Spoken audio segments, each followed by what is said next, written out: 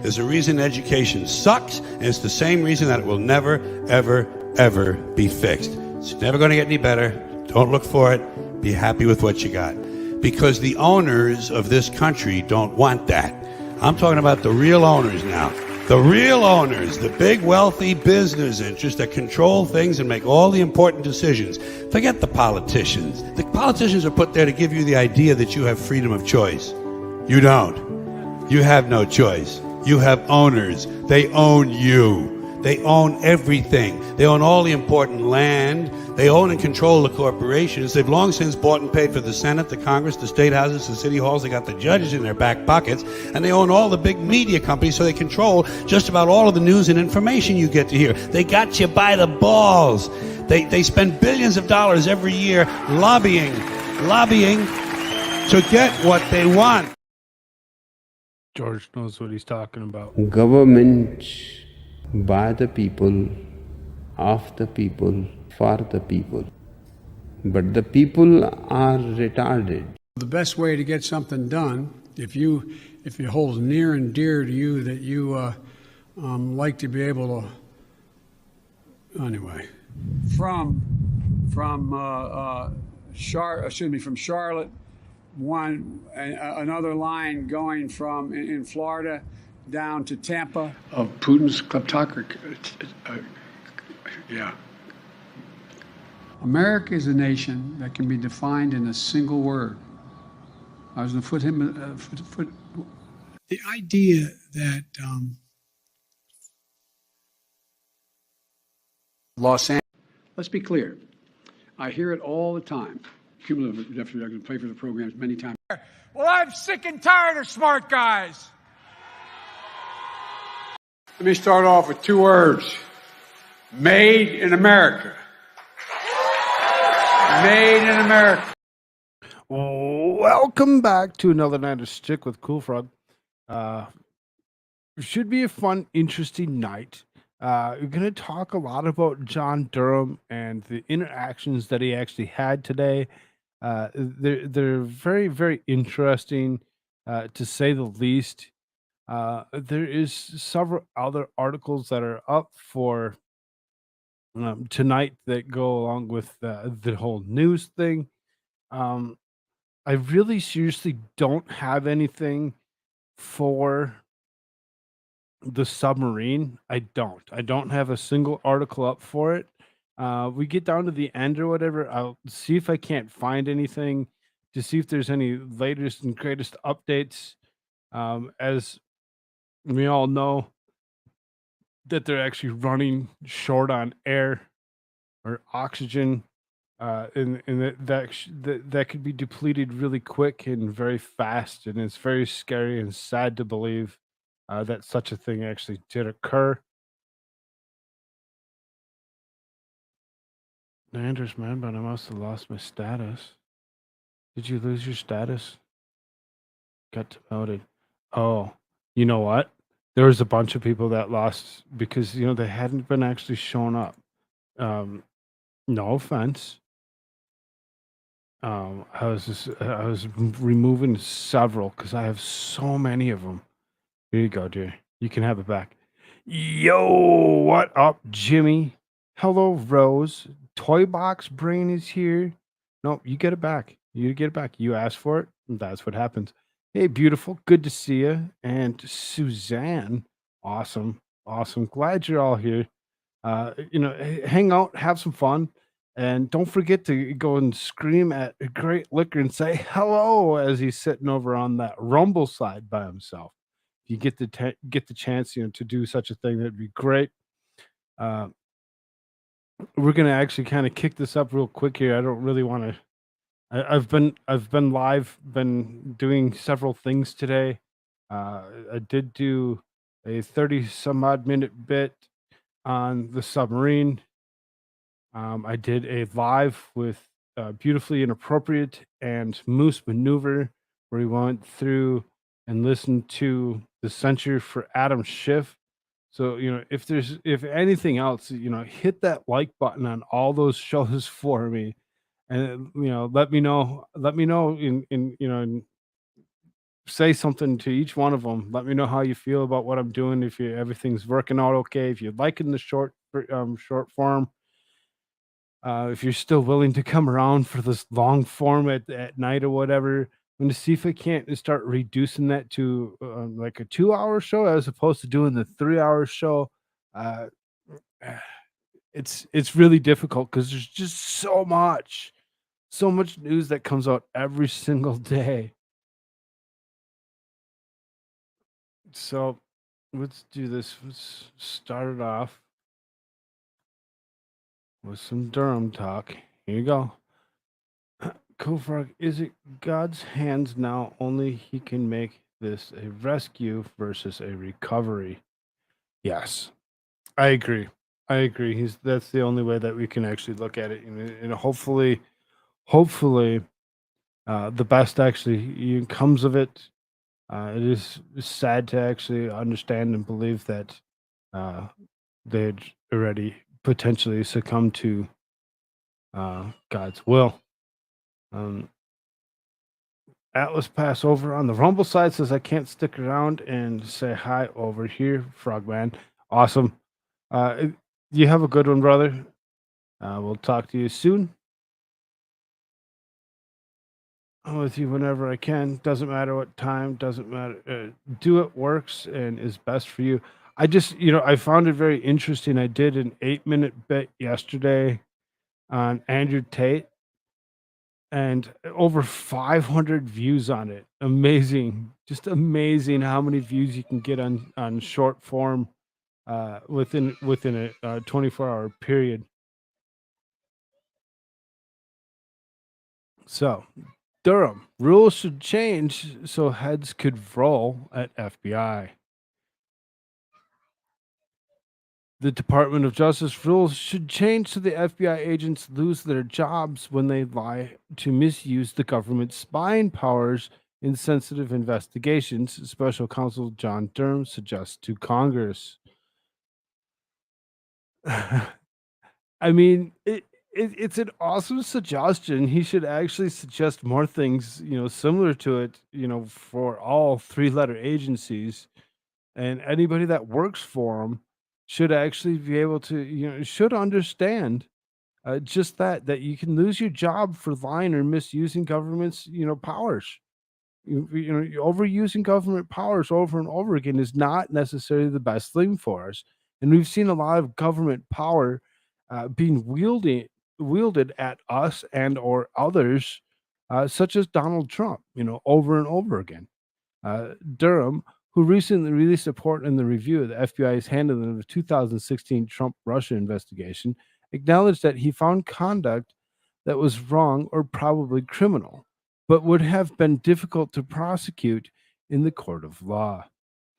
The really difficult, in my view, is trying to figure out how to hold people accountable for their conduct. It's not a simple problem to solve, he said, testifying in the House Judiciary Committee on June 21st. Now, I watched all of this. I watched all this with Beautifully Inappropriate earlier today. It was very interesting to hear, and there's so many good parts, and I got so many articles to go along with all of them good parts. His report documented extensive misconduct, including repeated use of false, debunked, and unverified information, dismissing exculpatory information, failure to interview key witnesses, all pushing forward an investigation and supposed collusion between Russia and presidential campaign of Donald Trump. The misconduct, among other ills, resulted in the illegal surveillance of Trump campaign aide Carter Page. The FBI snooped through Page's electronic communications based on the FISA warrant prepared using fabricated allegations pushed into the FBI by operatives financed by the campaign of Trump's opponent, former Secretary of State Hillary Clinton. There were documented significant failures of a highly sensitive, unique investigation that was undertaken by the FBI, Durham testified. I think the investigation clearly reveals that decisions that were made were made in one direction. If there was something that is consistent with the notion of Trump is involved in a well coordinated conspiracy with the Russians and whatnot, that information was largely discarded or ignored. And I think, unfortunately, that's what the facts bear out. Yet, as both Republicans and Democrats on the committee pointed out, Durham didn't pursue charges against the main actors in the Russia investigation. Oh my lord.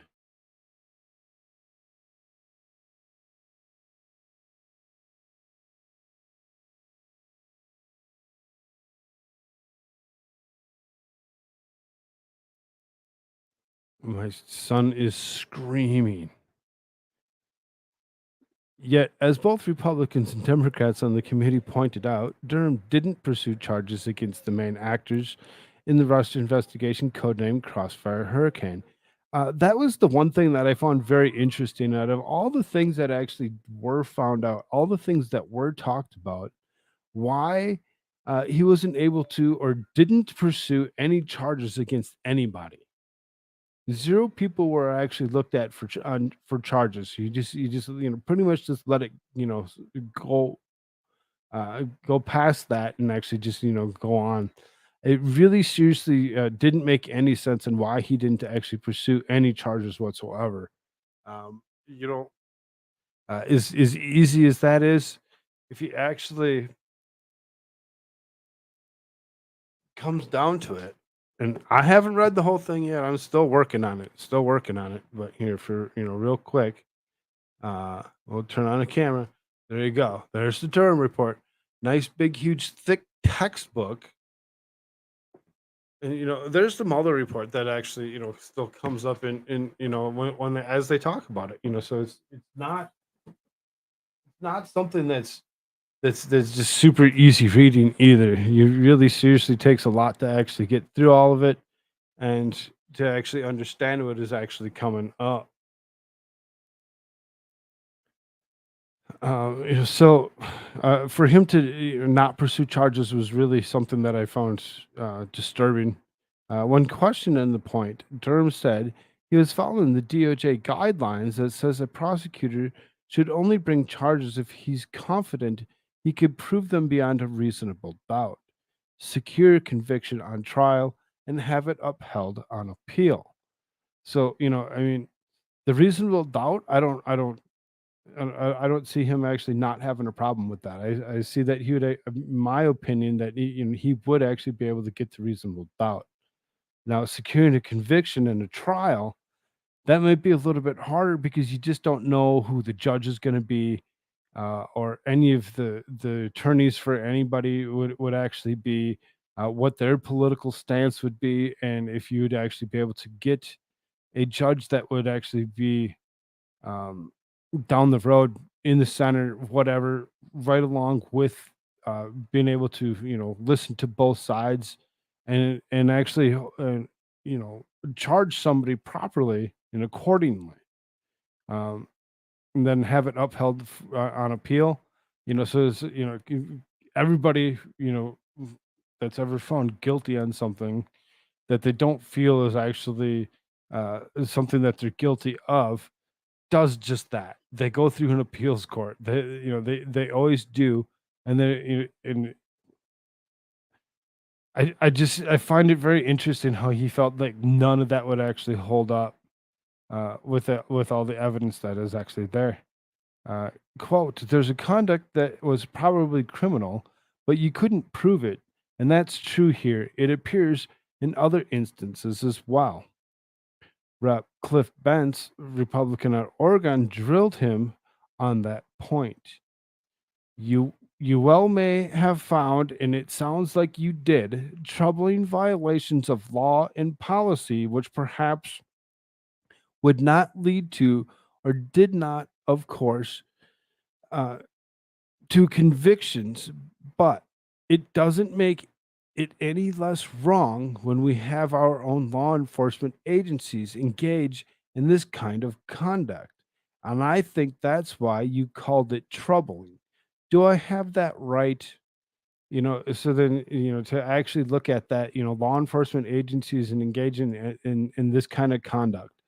When law enforcement agencies actually go ahead and go against um, codes of conduct and or engage in things towards people uh, politically, it can actually go many ways wrong.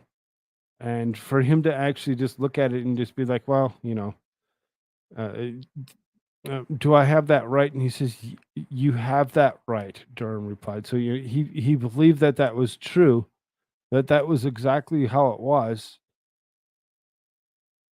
that that indeed law enforcement was actually doing the wrong thing.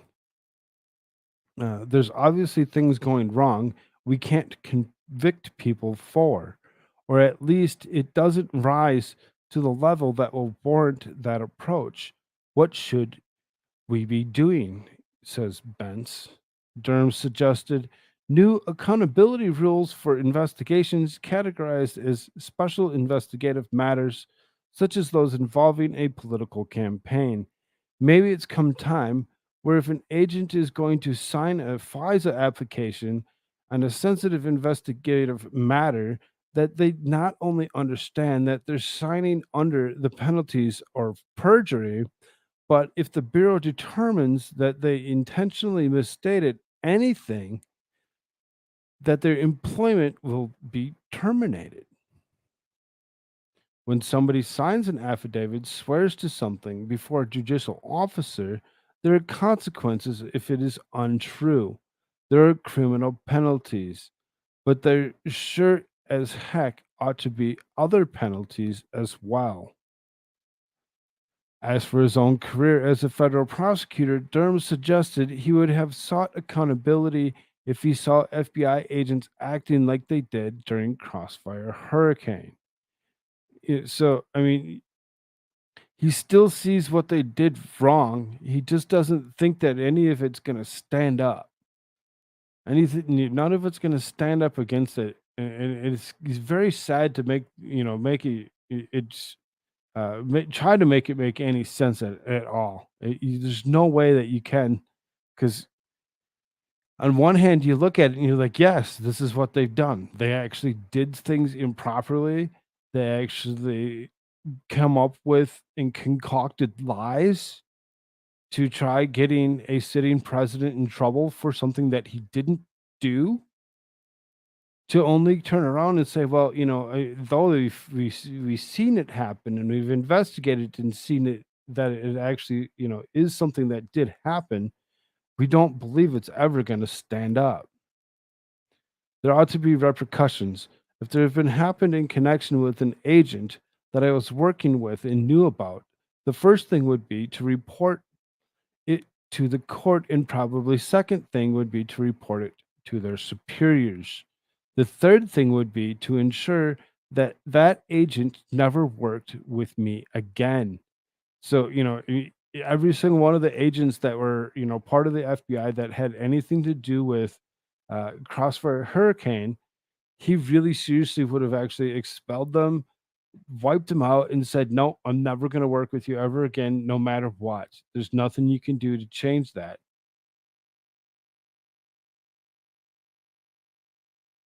What's up, Go Hagen? Good to see you, brother.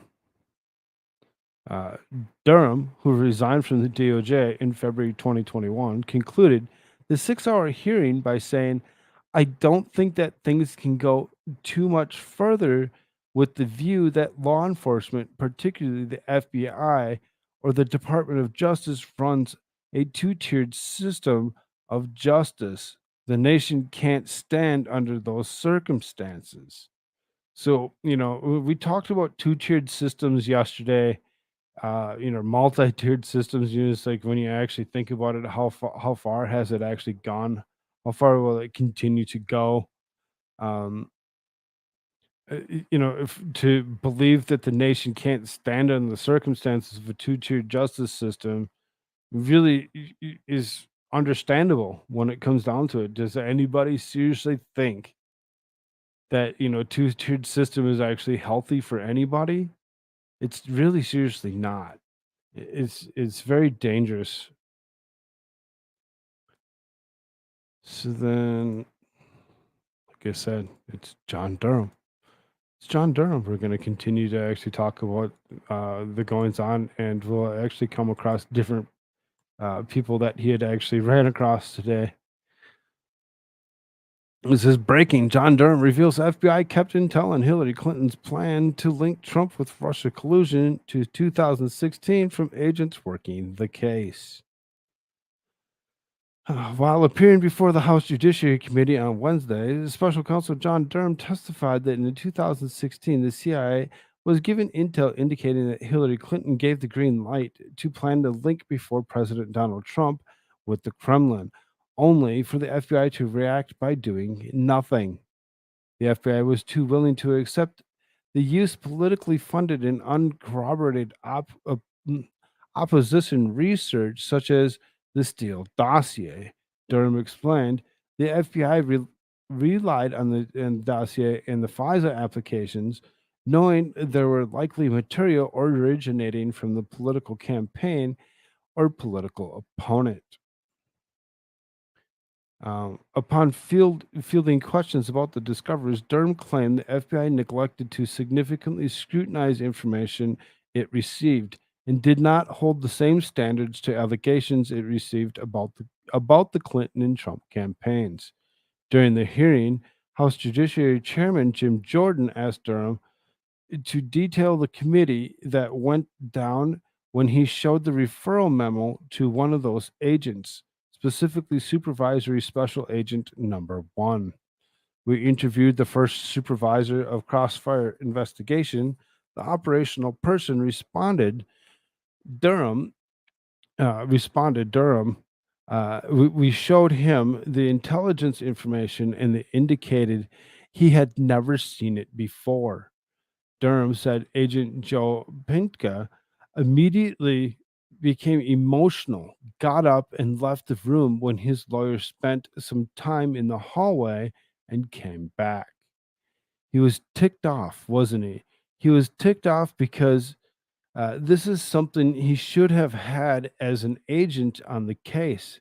Important information that the director of FBI kept from the people doing the investigation, Jordan said.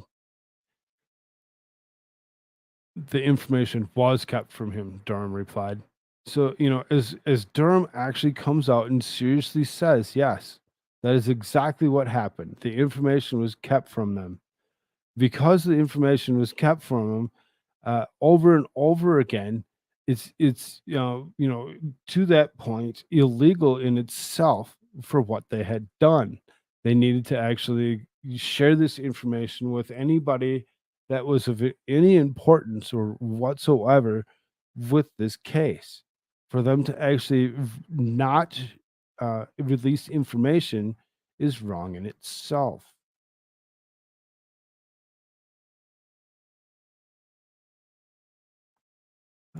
So this guy, this is a funny guy here.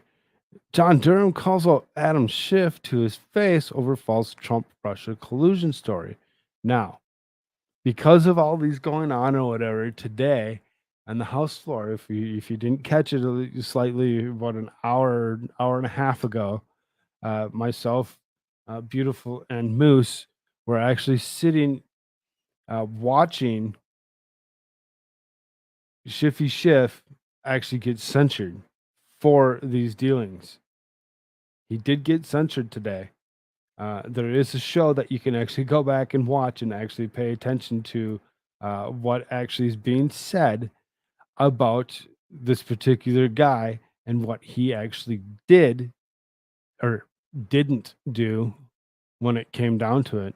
During today's congressional hearing, Special Counsel John Durham called out Democrat Rep. Adam Schiff for spreading misinformation regarding the false Trump Russia collusion story. Schiff thought he had Durham cornered, but the special counsel turned the tables and soon to be censured congressman. And he was censored. It was so good. Not censored, censured. The highest, most worst thing that you can do to a congressman is to actually censure them and make them accountable for anything and everything that they've ever done, opening investigations on them. The son of a presidential candidate gets calls all the time from a foreign government offering dirt on their opponent, Schiff said to Durham. Is that what you're saying? Durham fired back. I don't think this is unique in your experience. Schiff stammered. So you also sought to get the inspector general to change his conclusion. Durham fired back, saying, if you want to go there, we asked the inspector general to take a look at the intelligence. Schiff, you thought it was appropriate for you to intervene? Durham, your premise isn't right.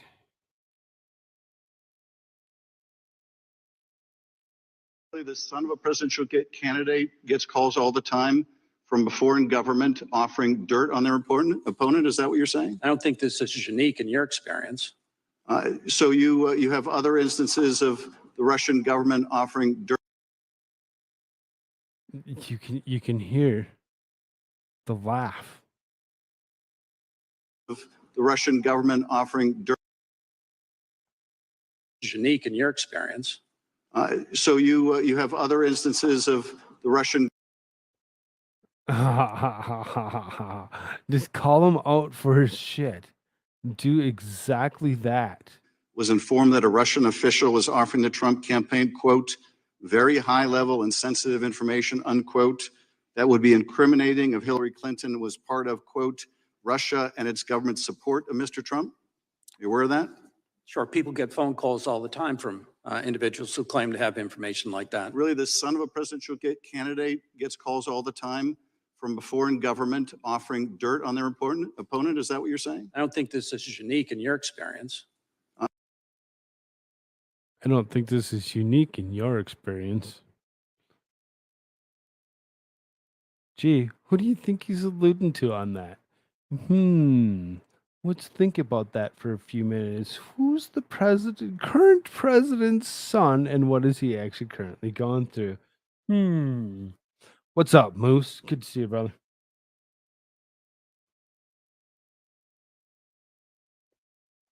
I'd like to yield the balance of my time to my colleague from California, Mr. Schiff. Mr. Durham, DOJ policy provides that you don't speak about a pending investigation, and yet you did, didn't you?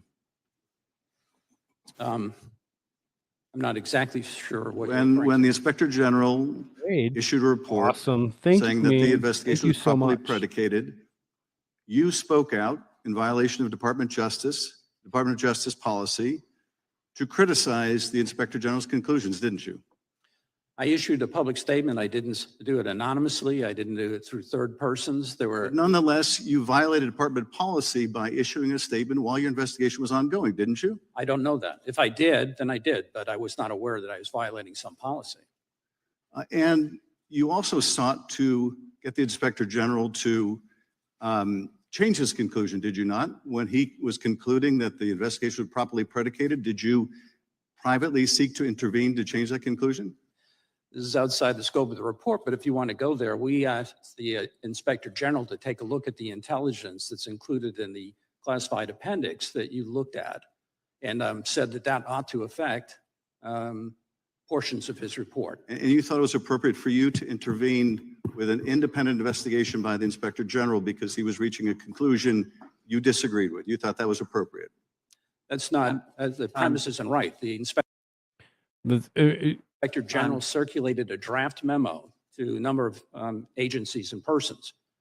Our group was one of them. We were asked to review that draft and bring to his attention any concerns that we had or disagreements. And when he refused to change his report, you violated Mr. Chairman, I policy. insist on regular order. Well, it's not even. It's so ignorant to the point. Every single time that there's a Democrat talking, they do exactly this. They talk over as much as they possibly can, and they don't listen to Jim Jordan at all when he actually asks them to stop their time is up. Given his time, it's Ms. Lofgren's time. So the gentleman yields back to Ms. Lofgren, who's not here, so the time has expired. So, oops, bump that. So then, when it comes down to it, it actually finishes out. It says legal scholar Jonathan Turley broke down some of the action for the contentious hearing. Let's see if I can't get this to come back up. There it is. Schiff is actually trying to revive the Trump Tower meeting with a secret meeting with Russians, a matter long rejected as having any criminal components. Schiff just said it was illegal to conspire to get dirt on the Russians. It is a highly ironic moment since the Clinton campaign went to Russians to get dirt on Trump and also accused of being a conduit of to Russian intelligence. This is the same Schiff who assured the public that he had evidence on Russian collusion and then never shared it. Now Schiff is accusing Durham of violating rules in discussing the investigation publicly, which he project point fingers every time you do that. Remember, you point three at yourself, and that's exactly what Schiff had been doing throughout the whole thing. He's like trying to point fingers at Durham and saying, "You did this. Are you okay with it? Or do you think it's okay for you to do that?" Yeah, it was. It was okay for him to do that. It was okay for him to do whatever he had been doing, because it isn't exactly how Schiff actually pointed it out to be. Schiff accused Durham of acting inappropriately and responded to the Inspector General report, but Durham noted that he had asked with others to review the report. Durham just said that when he showed a key agent the information withheld from him in Crossfire Hurricane, he said the agent became emotional and left the room. He described him as upset by what the director and others held back from them. Durham said that within 3 days of the account from the bar, a full investigation was ordered on a weekend by Peter Strzok, who was later fired for bias. Durham shut down the Democratic members who repeatedly accused him of learning of evidence against Trump in Italy and taking no steps to investigate. He said that they did investigate those claims and it came to nothing. Nadler and others made the allegation. Durham over and over again, continuously doing what he feels is necessary. I'm going to actually stop for a few seconds and go through this and say hi to all of you real quick. Jerry Last, good to see you. Glad you're here. Unless you're a shop teacher, huh? Oh, okay. 80 viewers, go Koolfrogg. Yeah. Thank you, Charlemagne. That was a nice dump from Meme Copium. Thank you so much, Meme. Glad that you actually did that for me. I appreciate it so very much. Pastor says all the bullshit, false civility of the lies. We need a leader to lead us in prisoning every single one of the disgusting swamp creatures. Would love to see Schiff at the end of a rope. Well, as far as Schiff goes at the end of a rope, potentially, whatever, if you didn't catch from earlier, I did actually put something up where we actually watched Schiff actually get censured, and he's actually going to be investigated for any and all wrongdoings. Hello, Susie Tried. How are you doing? Good to see you. My brain is racing around like a megalodon chasing a giant squid, swallowing a submarine per se, potentially. I mean, who knows, huh? Who knows? What's up, Grim? Good to see you, brother. Madcore Mofo, give a like and subscribe. Awesome community we have here. We do news in calling scammers. Exactly. When it comes down to it, Madcore Mofo, myself, Moose, Grim, Divinity Said, and so many more. Beautiful. Seriously, Suzanne, we all sit in Discord on a regular basis and have a great time. Easiest way to actually get a link to that, go down below, hit join the community. There's actually a Discord link there. I don't take it away from you when it actually runs out or anything like that. but it's an easy way to actually pick up a link to actually get yourself into that Discord and come hang out with us, come talk to us on a regular basis. It's super fun and we love it so much. Potentially been going well here, loving life. Awesome. Glad. Yes. And Vicky T for sure. Absolutely. Without Vicky, it would not be the same. That is for sure. Love that lady.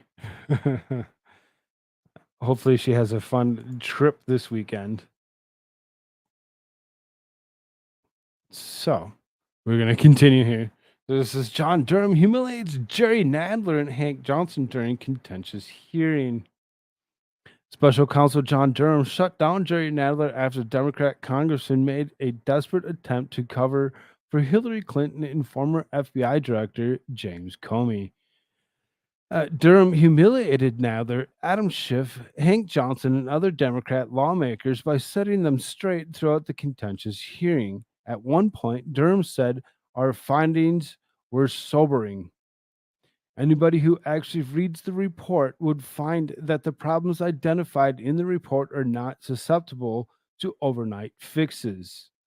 What is required is accountability. Significant red flags were ignored by the FBI. My concern about my reputation is with the people who I respect and my family and my Lord, and I'm perfectly comfortable with my reputation with them, sir. Nadler tried to catch Durham out,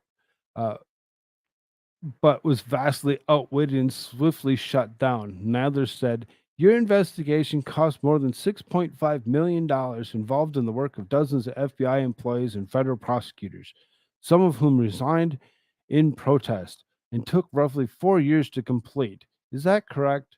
Special counsel Durham says, "No." It just a straight up no. Didn't tell him that how much it actually did cost. Didn't tell him anything about anybody resigning. Didn't tell him about any other employees or prosecutors in the area. It didn't tell him about how long it actually did take him to do it. It took him 4 years to finally actually get to the point of actually going and sitting on front of special counsel to actually go ahead and speak of such a thing. I've had any number of FBI agents who I've worked with over the years. Some of them are retired, some of them are still in place, who've come to me and apologized for a banner in which the Russian collusion probe was undertaken. Like I said, he didn't answer any of those questions or anything to go along with the statement that Nadler actually made. Let's listen to Nadler. Ms. Durham, your investigation cost more than $6.5 million, involved the work of dozens of FBI employees and federal prosecutors, some of whom resigned in protest and took roughly 4 years to complete. Is that correct? No, It's not correct. no, I mean, there were multiple parts of that. Did it take 4 years to complete? Correct. Okay. Did it take 4 years to complete? Correct. So, I mean, okay, so he answered one of them. He answered one of them. He didn't answer the rest of it. Democrat Rev. Hank Johnson, your investigation couldn't even indict Hunter Biden. Special counsel Durham, we didn't investigate Mr. Hunter Biden. Hunter Biden had nothing to do with it. He didn't try investigating Hunter Biden in any way, shape, or form. It had nothing to do with Hunter Biden. It had nothing to do with him at all. What's up, Great Liquor? Falling asleep? What's going on, man?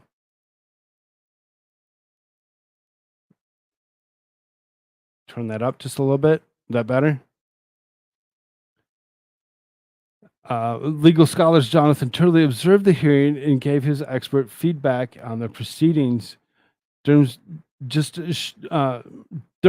shut down the Democratic members who repeatedly accused him of learning of evidence against Trump in Italy and taking no step to investigate.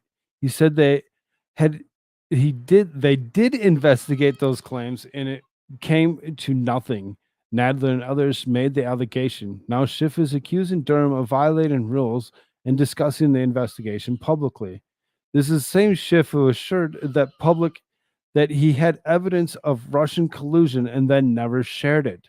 Schiff accused Durham of acting inappropriately and responding to the Inspector General report about Durham noted that he was asked with others to review the critique the report. Durham just said that when he showed a key holy crap. This kid, I swear.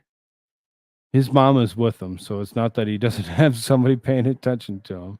Durham just said that when he showed a key agent the information withheld from him in Crossfire Hurricane, he said that the agent became emotional and left the room. He described him as upset by what the director and others held back from.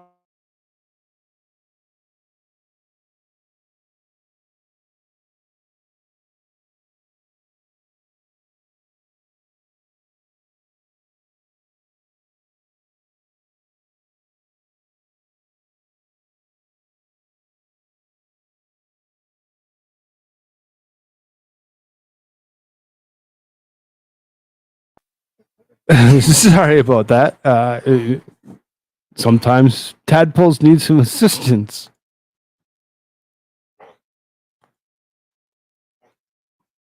So, the Joker's voice is Hail Koolfrogg. Thank you, Joker's voice. Glad you're here.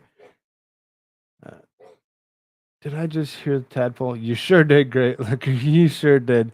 He's upset. He's disturbed, and there's something that's just not feeling right for him tonight. Let's see. Hey. I'm busy.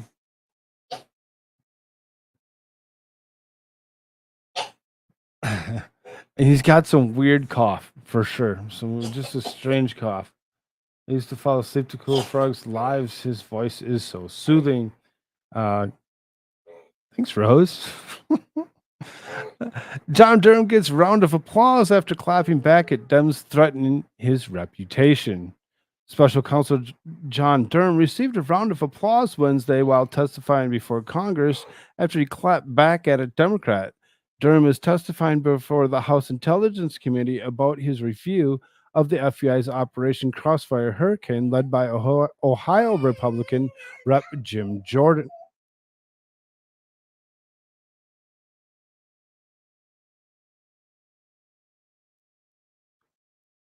Democratic Tennessee Rep. Steve Cohen began his questioning by asking Durham who appointed him as U.S. Attorney, with Durham noting that the former President Donald Trump, though his nomination received the support of 2 Democrats. So, when it came down to it, Durham was appointed by Donald Trump, but nomination was received by 2 Democrats. It wasn't that it was like a super partisan issue. It was actually bipartisan, selection for him to actually get the position that he is in. Cohen then tried to get Durham to provide an opinion on Trump's criticism of former Attorney General Bill Barr, with Durham saying it was out of the scope of the investigation.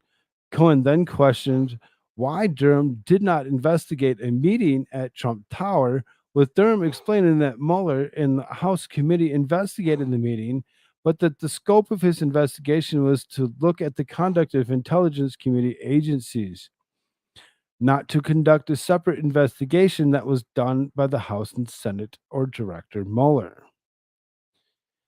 You don't think that intelligence communities, the FBI, others, that they came up with this information and did good work? That should be a part of your balanced report. Yeah, I'm not following your question. I apologize if it's a question. Durham began before Cohen cut him. He just straight cut him off like halfway through. He's like, well, wait a minute here. If you're going to ask questions, you're going to ask questions of people or whatever, you need to actually stop for the moment and allow them to try giving an answer in any way, shape, or form. Democrats are being brutal and disallowing any type of answer to come out of Durham that they didn't like. The second that he said anything opposite of what they all believe for whatever reason, he immediately cut him off. I've tried to follow your report. Mr. Donald Trump Jr. wouldn't would have called it a nothing burger. You got no convictions. You got nothing. It was all set up to hurt the Mueller report, which is correct. And it was redacted to hurt the Bidens and help Trump. And you were a part of it. You had a good reputation. You had a good you have a good reputation. You had a good reputation. That's why the two Democrats supported you. But the longer you hold on to Mr. Barr in his report that Mr. Barr gave you a special counsel, your reputation will be damaged, as everybody's reputation who gets involved in Donald Trump is damaged. He is a damaged goods. There's no good dealing with him because you will end up at the bottom of the pile. We presume the gentleman is undecided on how he feels about the former president, one representative chimed in. Jordan then gave Durham permission to respond. My concern about my reputation with the people who I respect in my family, my Lord, I'm perfectly comfortable in my reputation. Well, said, God bless you, Jordan said. Several members of Congress then broke out into a round of applause. Durham then appointed by Barr in 2019 to review special counsel Robert Mueller's investigation into alleged Russian efforts to influence the 2016 presidential election. Durham's final report found the FBI initiated an investigation of a noticeable departure from how it approached prior matters involving possible attempted foreign election interference plans aimed at the Clinton campaign. Durham also found that the FBI had no information in its holding indicated that any time during the campaign, anyone in the Trump campaign had been in contact with any Russian intelligence officials. I'm sorry, I'll be right.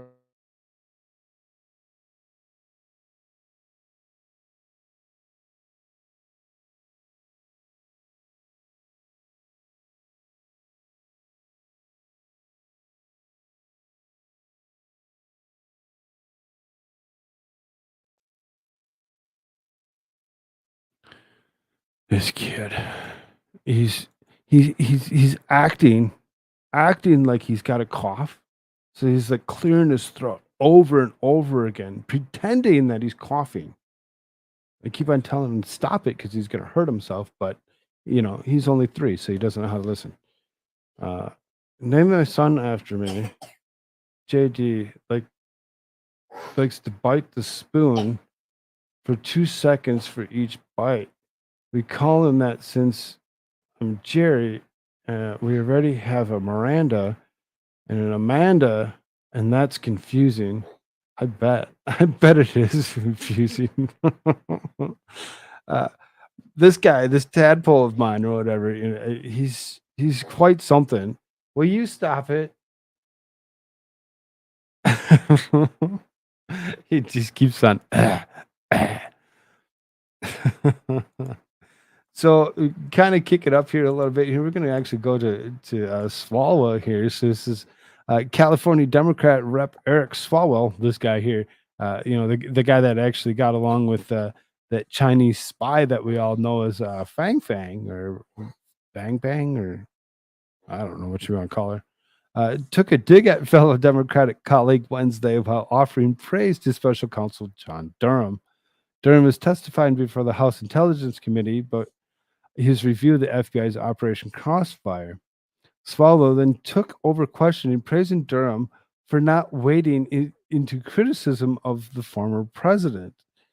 You were wise earlier to not weigh in on Donald Trump's character. You were under oath after all.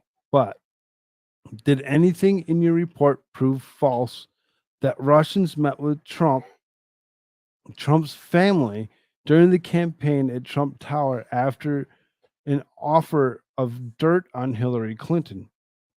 Any proof of that meeting didn't happen? I didn't have any evidence that it did happen or that it did not happen. Anything proof that 2016 campaign Donald Trump tried to conceal from the public a real estate deal he was seeking in Moscow? Swalwell asked. There's nothing in the report about it's not something we investigated. Durham has appointed by former attorney Bill Barr. So is it, when it comes down to it, is that there's nothing in this report. It's not something we investigated. So every single time that they ask him something, they ask him something stupid that has nothing to do with the reason why he's there. They're not questioning about Operation Crossfire. They're questioning about other things that are irrelevant to the situation. Why? Because all they know how to do is, hey, look over here, look over here. Here's a smoke screen. Look at our smoke screen. Don't pay attention. Don't pay attention to what is actually happening. Noticeable departure of how it approached prior matters involving possible attempted foreign election interference plans aimed at the Clinton campaign. Durham also found the FBI had no information in its holdings indicated that any time during the campaign, anyone in the Trump campaign had been in contact with any Russian intelligence officials. Had zero contact with any Russian intelligence officials. There was nothing. There was zero things. I don't even want to hear Swalwell talk. He's disgusting. I have so many articles up there, and I'm just like, oh, okay, so we don't want to do that one. That one's Durham. Or that was Shifty Schiff again. So it's like, nope, not Shifty Schiff. We don't want to do that one. We already did him. There you go. Matt Gaetz rips into John Durham. You won't tell us who gave the orders because you're protecting those people. Kind of a different side of Matt Gaetz when it came down to it. Kind of an interesting little spiel between the two. It says, while most of the fireworks and special counsel John Durham's testimony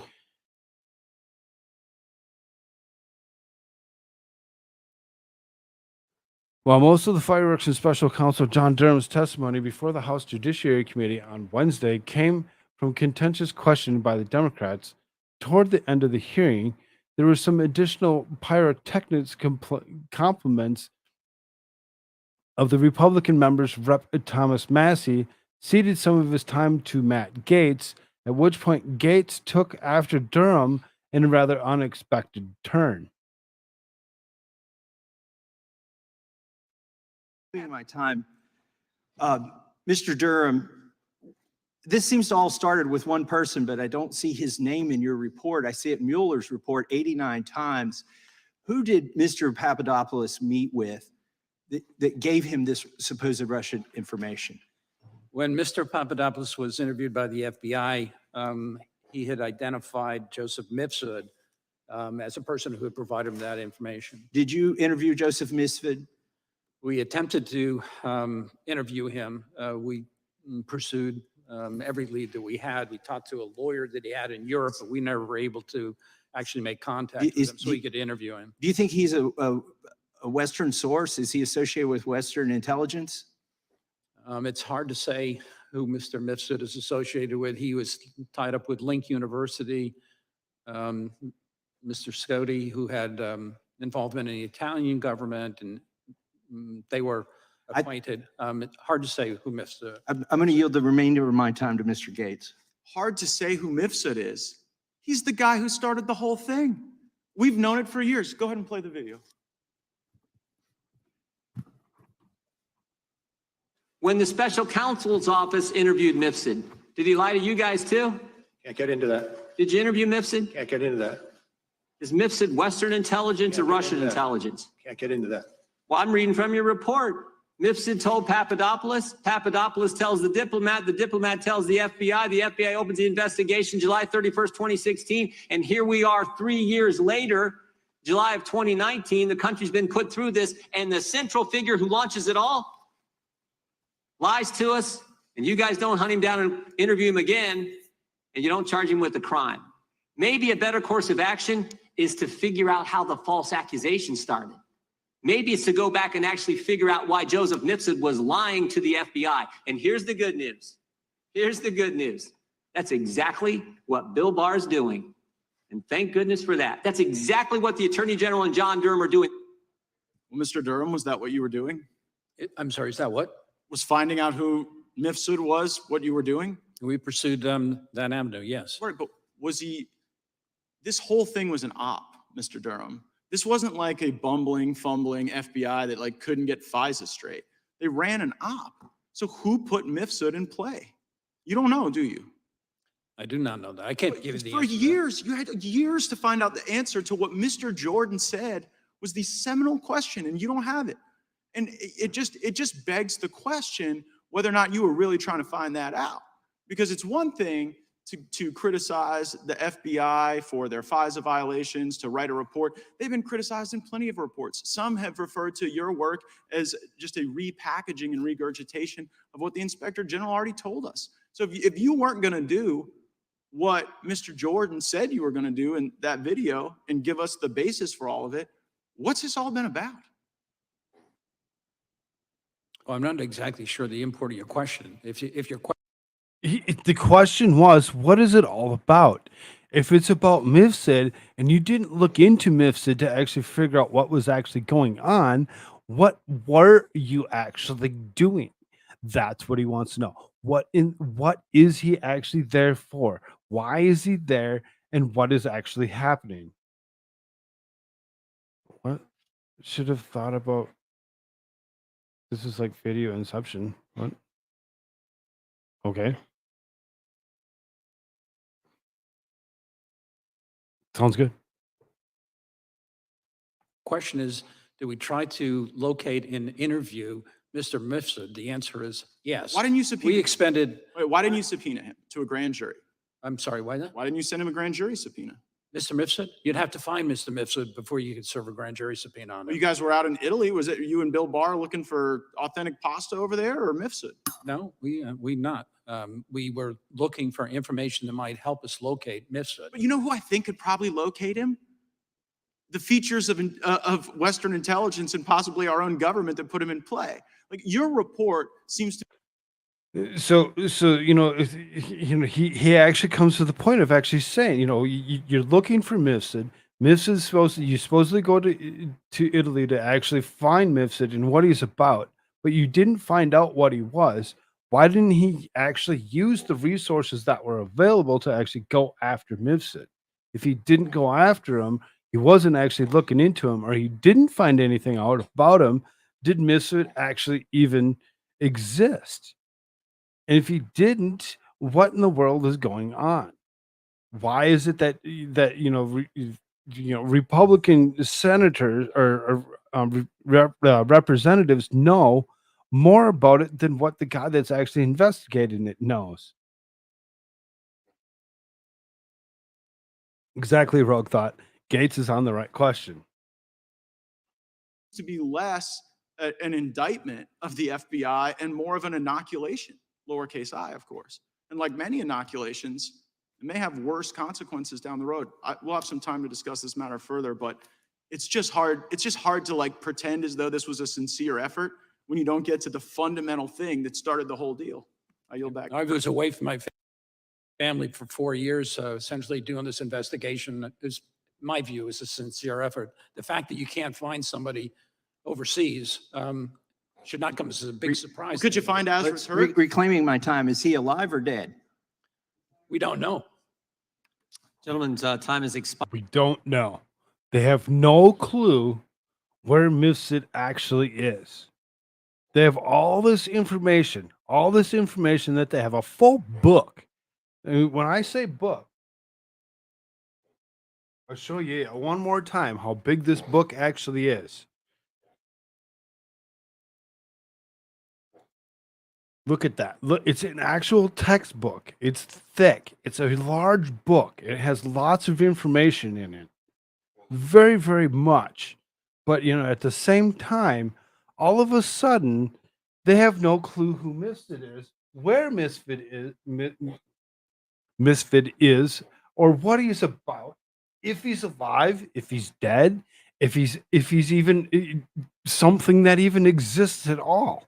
It's really kind of confusing on how much information is there, but yet they're lacking who Misfit is, what he's about, and who put him into play. Oh, did we put him into play? Was that something that the United States actually did? Wouldn't be the first time. Wouldn't be the first time that the United States put somebody into play. Grab him by the bangs. Just 2 fingers. They're forced to look right at you. It pains them to try to pull away. Get their attention, tell them that no, and not do it again works. I'm not going to hurt my child. Just kidding. Live sighting of Koolfrogg. Yeah, every once in a great while you actually get that. But, as you can hear, tadpoles in the room. So I have the tendency to be sure I turn that off so that he doesn't actually get on camera, because I do not want to submit him to such a thing. I do not want to submit him to such a thing. So then, they bring up Papadopoulos. They bring up Papadopoulos a couple different times throughout this whole interview. It really seriously, they've brought up so many people on charges, and imprisoned them for temporarily or whatever, and accuse them of doing things that they maybe did or didn't do, over and over again. Why they were never able to actually find out who Joseph Mifsud was, really kind of makes me wonder if somebody won't actually get to the point of actually finding out who he was and what he was about and why he was even around. That pretty much covered this whole bit all the way through. Um,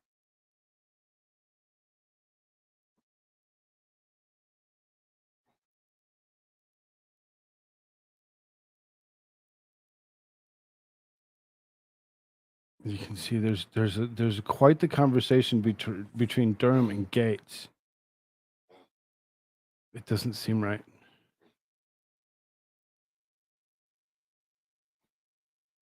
But there's quite the conversation that they actually have. Did you interview Misfit? Can't get into that. If Misfit Russian intelligence, Western intelligence, can't get into that. Can't get into it. Why can't he get into it? What's wrong? Why can't we also share certain information when it comes down to who certain particular people are that were actually key players in the whole ordeal? Why are we keeping that information away from?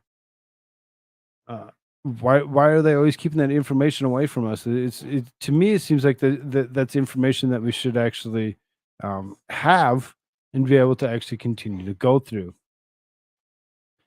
So then we'll go into Sheila Jackson Lee. This is Jim Jordan has the best response to Sheila Jackson Lee's absurd questions for Durham. This is during special counsel John Durham's testimony in the House Judiciary Committee. It was sobering conclusion, blah, blah, blah, blah, blah. Rather than seeking to learn more about the problems, Durham identified the FBI that issues can be remedied. But Sheila Jackson Lee apparently thought she had some kind of smoking gun to prove that Durham's investigation was compromised by an allegedly too cozy relationship with former Attorney General Bill Barr. Now, Bill Barr is a piece of work in himself. It really seriously don't believe that guy should even be a thing any longer. He should actually be removed from any seat and told to sit the fuck down. Her proof, it turns out, was 8 text messages between Attorney General Barr and Special Counsel Durham over the span of 11 months. When Rep. Jackson Lee's time expired, Judiciary Committee Chairman Jim Jordan put an exclamation point on the Texas Democrats' silly attempt to again construct collusion out of the whole cloth. I think this is amazing. Mr. Durham, you had 8 text messages with the Attorney General of the United States in 11 months. That's amazing, Jordan remarked, apparently triggering his Democrat colleague in the room. Whose time was that? One demanded to know as Democrats fell into disarray. The gentlelady yields back. I think this is amazing, Mr. Durham. You had 8 text messages with the Attorney General of the United States in 11 months time period. That's amazing. I can't believe that. Mr. Chairman, parliamentary inquiry. The, Whose time is that you were speaking on? that was that time that was yielded to me earlier that I yielded back, I think. That's a select. Mr. Chairman, that is absolutely inappropriate. I was just pointing out something that I think is so. Mr. so Chairman, that is ridiculous. not appropriate. And we will go to Mr. Klein for 5 minutes. It's not appropriate because he goes and he calls out her for her ridiculousness of how amazing it is to have 11 messages between a couple people in some, several months. For him to actually call her out for her ridiculousness is funny as it is. Chairman Jordan is at it again, correct? Is it so ridiculous for Rep. Jackson Lee to be trying to debunk Durham's probe its troubling conclusion by trying to prove legitimacy based on a handful of innocuous text messages between him and the Attorney General? It's just a few messages, and she's, oh my God, I can't believe that you had shared messages with the Attorney General.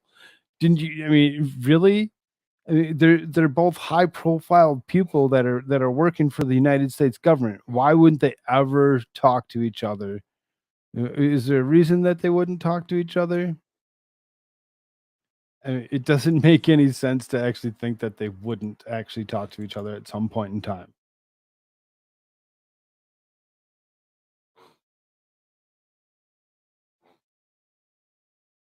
Jerry laughs. Although my wife is heavy, it works for us. Since I'm a stay-at-home dad, I can say, just wait till your mom gets home. Thanks. Later. The fun one, Jerry, I'm actually a stay-at-home dad. I do this fun stuff on the internet at night when he's actually supposed to be sleeping. For whatever reason, he doesn't like to actually try to do so.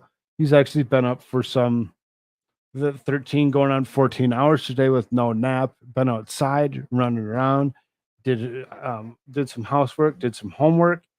At the age of 3, whatever, we do all that stuff. Why he's still awake is ridiculous and beside the point. Yeah, ridiculous and beside the point. GOP gets even with Democrats over P-tape. Imagine if somebody said Swalwell was peeing on Yum Yum.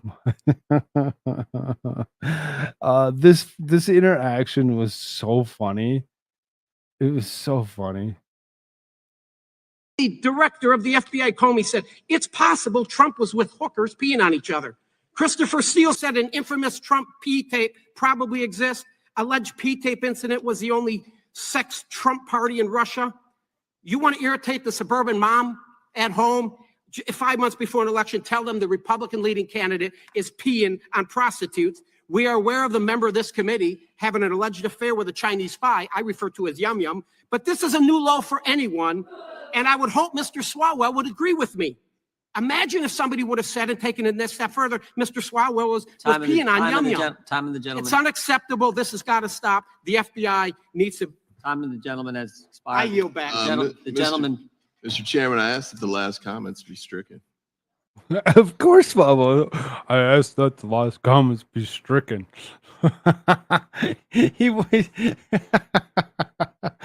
I refer to as Yum Yum. Those PP types. With respect to Mr. Swalwell.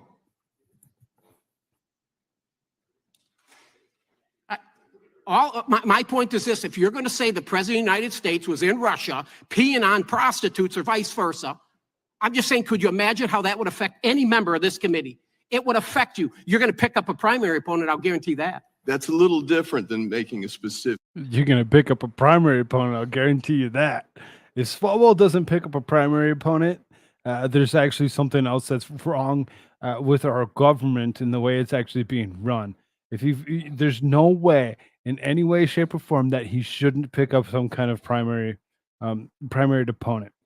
There's zero ways that he should be able to step away from actually not having one.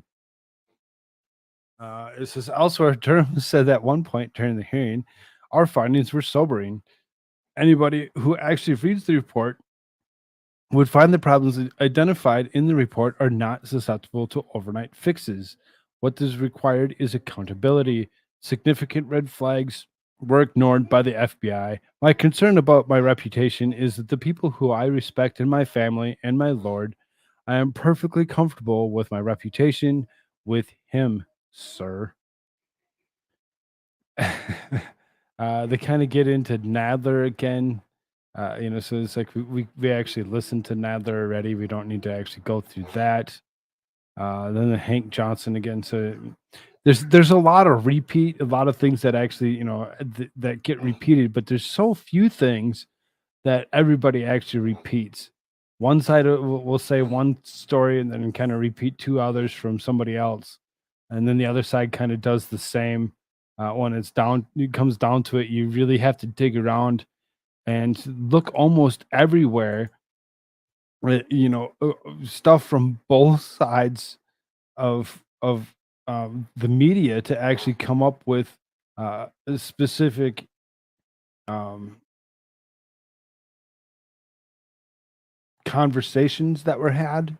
So then here's a good one. It says GOP Rep Russell Fry whips out text messages between FBI agents having an affair. Republican South Carolina Rep Russell Fry brought posters showing blown up text messages between adulterous FBI officials Peter Strzok and Lisa Page on Wednesday's Judiciary Committee hearing. Special Counsel John Durham, who is testifying before the House Judiciary Committee, found the Bureau officials acted with confirmation bias when investigating Donald Trump's 2016 presidential campaign for alleged ties to Russia. Republicans have argued that the confirmation bias Durham found was political bias from FBI brass in favor of Hillary Clinton. Fry referenced text messages between Strzok and Page, who were having an affair in which they discussed their opposition Trump. Your office discovered text messages between Strzok and Lisa Page, who is a special assistant to FBI Deputy Director McCabe, expressing strong bias against candidate Trump. For the record, let me read aloud. This is generated by staff, but this is their text messages from August 18, 2016. Page texted Strzok, Trump's not going to become president, right?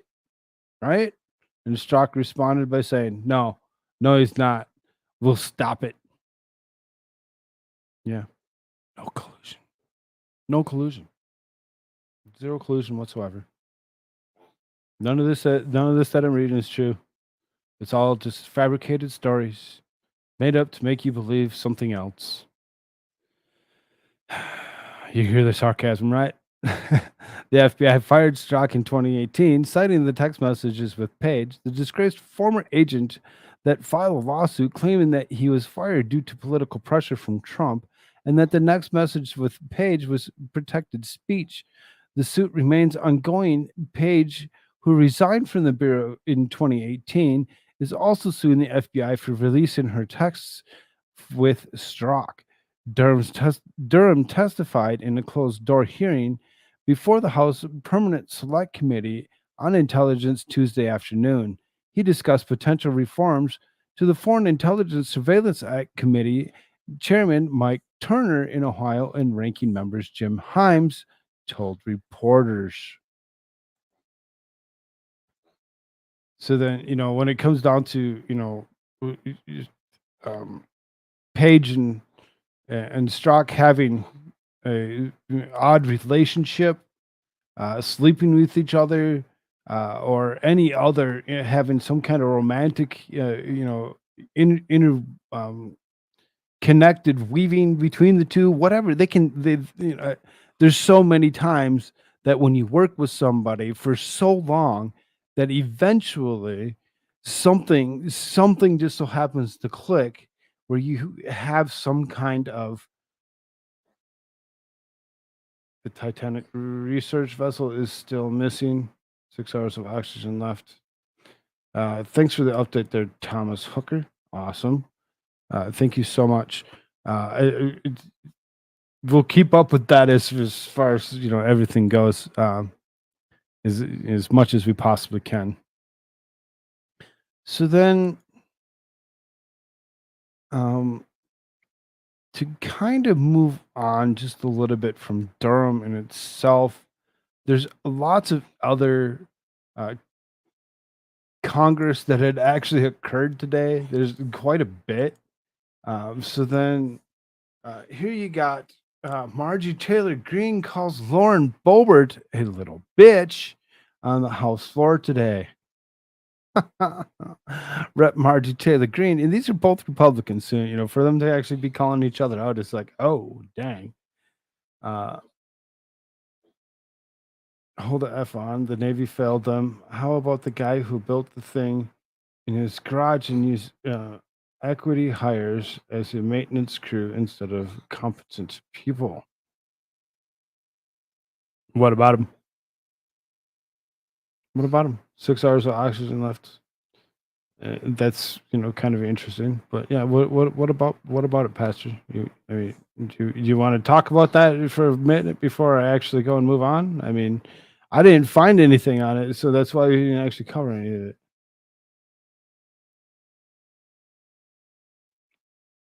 If you got something, you got some thoughts, go ahead. I mean, if I had the readings to actually go along with it, I'd totally do so.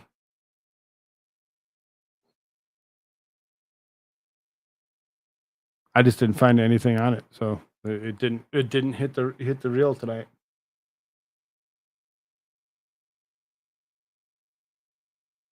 So, was responded to Thomas the Hooker. Oh, okay. I see what you're saying. Yeah, I feel that in that particular instance and how all of that actually come up is very interesting in itself. There seems to be some discrepancies out there. When it comes down to it, I actually the couple articles that I read earlier today, I read one from Al Jazeera and I read one from RT, and they actually go ahead and they actually hit to the point of um, something slightly different than what was already happening. Like the one guy actually explains that the seal on the view hole out the front wasn't rated to go into that much depth. If it wasn't intended to actually have as much pressure on it, if it was bumped incorrectly while the pressurized or whatever, it could have actually knocked itself in or out, and it would have just flooded the whole thing with water. There's other instances that need to also be looked at, and why the United States and Canada are able to actually search for it, but they're disallowing UK to actually deploy their help to actually see if they could actually find it, which is interesting that you actually hit the 4,000 meters, because when it comes down to that in particular, the UK has a submersible that actually can go down to the 5,000 meters underwater, whereas the one from the United States can only go 3,000 feet underwater. And it's like 3,850 was the exact meters that the Titanic was. So it's like it still wouldn't have actually been able to actually make it down to the levels of where the Titanic is to actually see if the Titan is where, if it is stuck in and around, something else could happen. So when it comes down to it, there's so much information out there that's not necessarily being released to everybody, that maybe needs to actually be looked at a little bit closer to figure out why are we disallowing the UK to actually deploy their was it the Magellan to actually go ahead and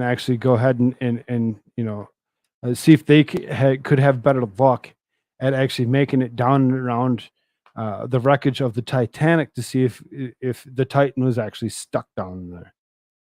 I did see quite a few people actually saying something about it in particular, that, oh, it looks like, Titanic 2 is writing itself as we speak.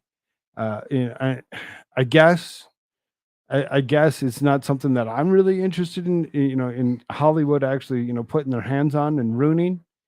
They probably try giving it, the Titan its own gender or something as it's going down. I Something stupid, something totally stupid. So, yeah, there's a lot of information out there about that in particular. But almost everybody's talking about it.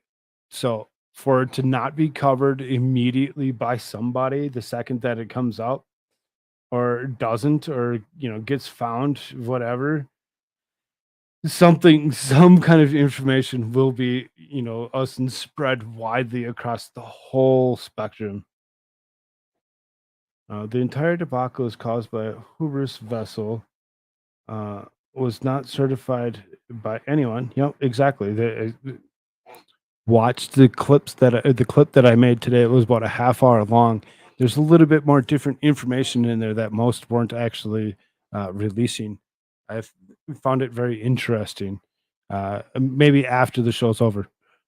Rep. Margie Taylor Greene called Rep. Lauren Boebert a little bitch on the floor of the U.S. House of Representatives today, according to multiple members who witnessed the exchange. The issue was over their competing resolutions to impeach Joe Biden. Boebert forced a vote on her resolution, jumping in front of Greene's earlier resolution. Three sources who saw the exchange told the Daily Beast, and Boebert approached Greene, who was seated at the time, to confront Greene over the statements you made about me publicly.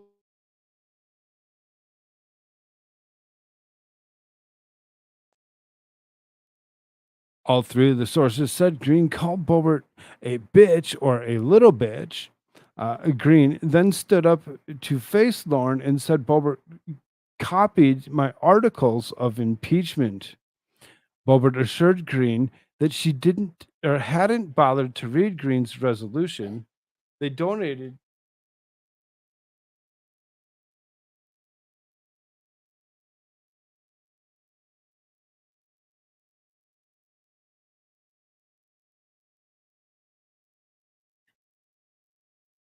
You good?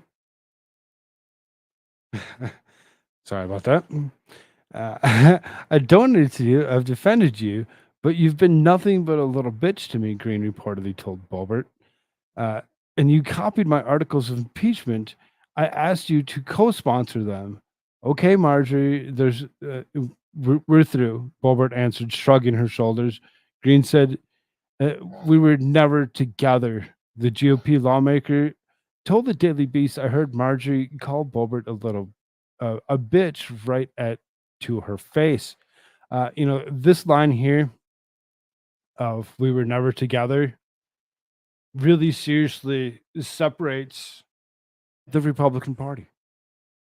It separates the Republican Party as it is, the spineless Republican Party that we have.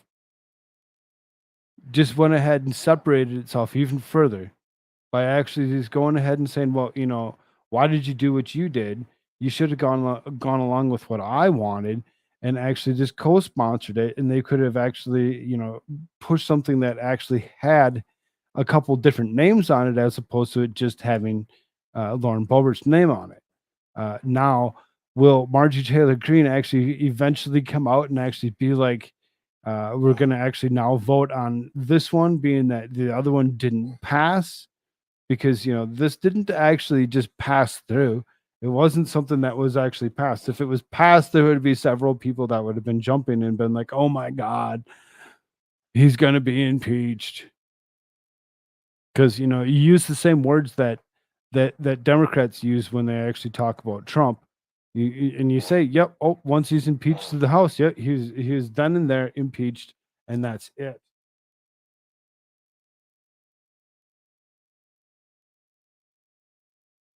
Pay attention.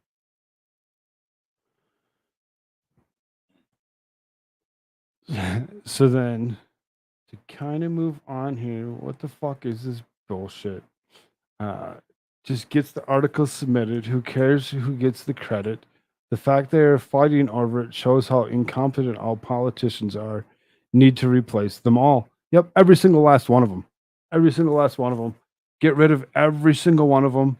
Start over from the very, very beginning. Do exactly that. There's no reason and no need for the infighting. The infighting just makes it harder and worse to actually to believe.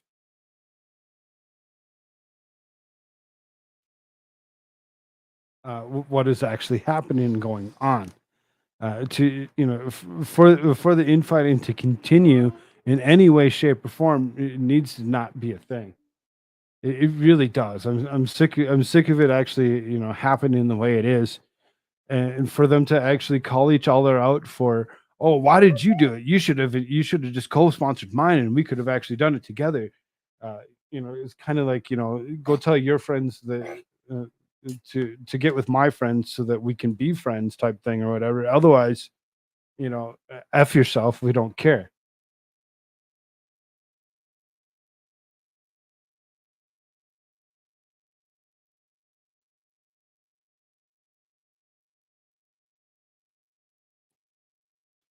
I'll go sit down, please. Clumsy clairvoyance with a gifted membership. That was actually picked up by Toy Box Brand. Awesome. Thank you so much for the gifted membership. Thank you, thank you, thank you. We'll kind of move on here just a little bit. Still talking politics because, that's what happens. Democrats' witness argument falls apart under cross-examination from Senator John Kennedy. So, like I said, there's so much going on today. So, Senate floor had things going on. It says a Democrat witness's argument fell apart under simple cross-examination from Republican Senator John Kennedy, with a nice assist from a female college swimmer, Riley Gaines.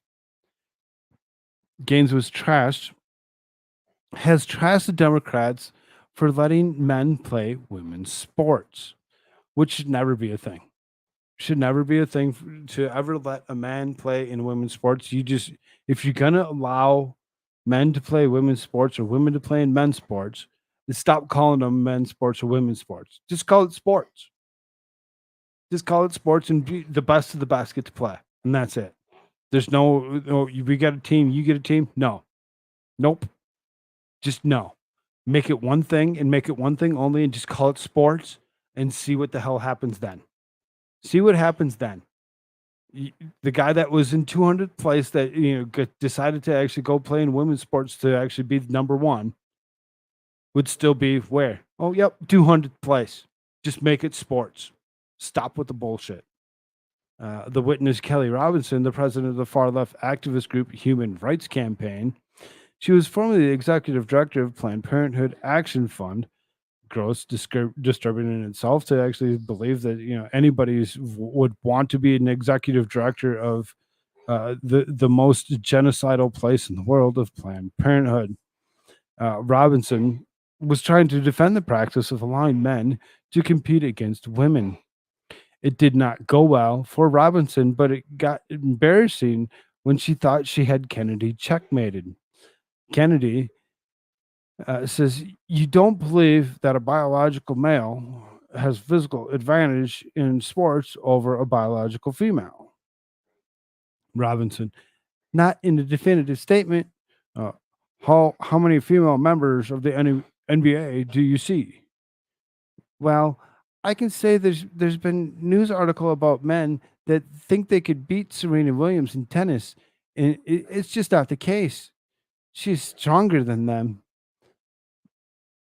Kennedy then asked Riley Gaines what her experience in the star swimmer did not miss a beat. Both Serena and Venus lost to the 203rd ranked male tennis player. They were phenoms for women. And then there's a video to go along with all that. I suppose we can. This one's actually more fun. We'll do this one. You don't believe that a biological male has a physical advantage in sports over a biological female? Not as a definitive statement. Give me an example. Well, no, I don't think. How many female members of the NBA do you see? Well, I can say that, there's been this news article about men that think that they could beat Serena Williams in tennis, right? That they think that they could actually score a point on her. And it's just not the case. She is stronger than that. What's your experience, Ben?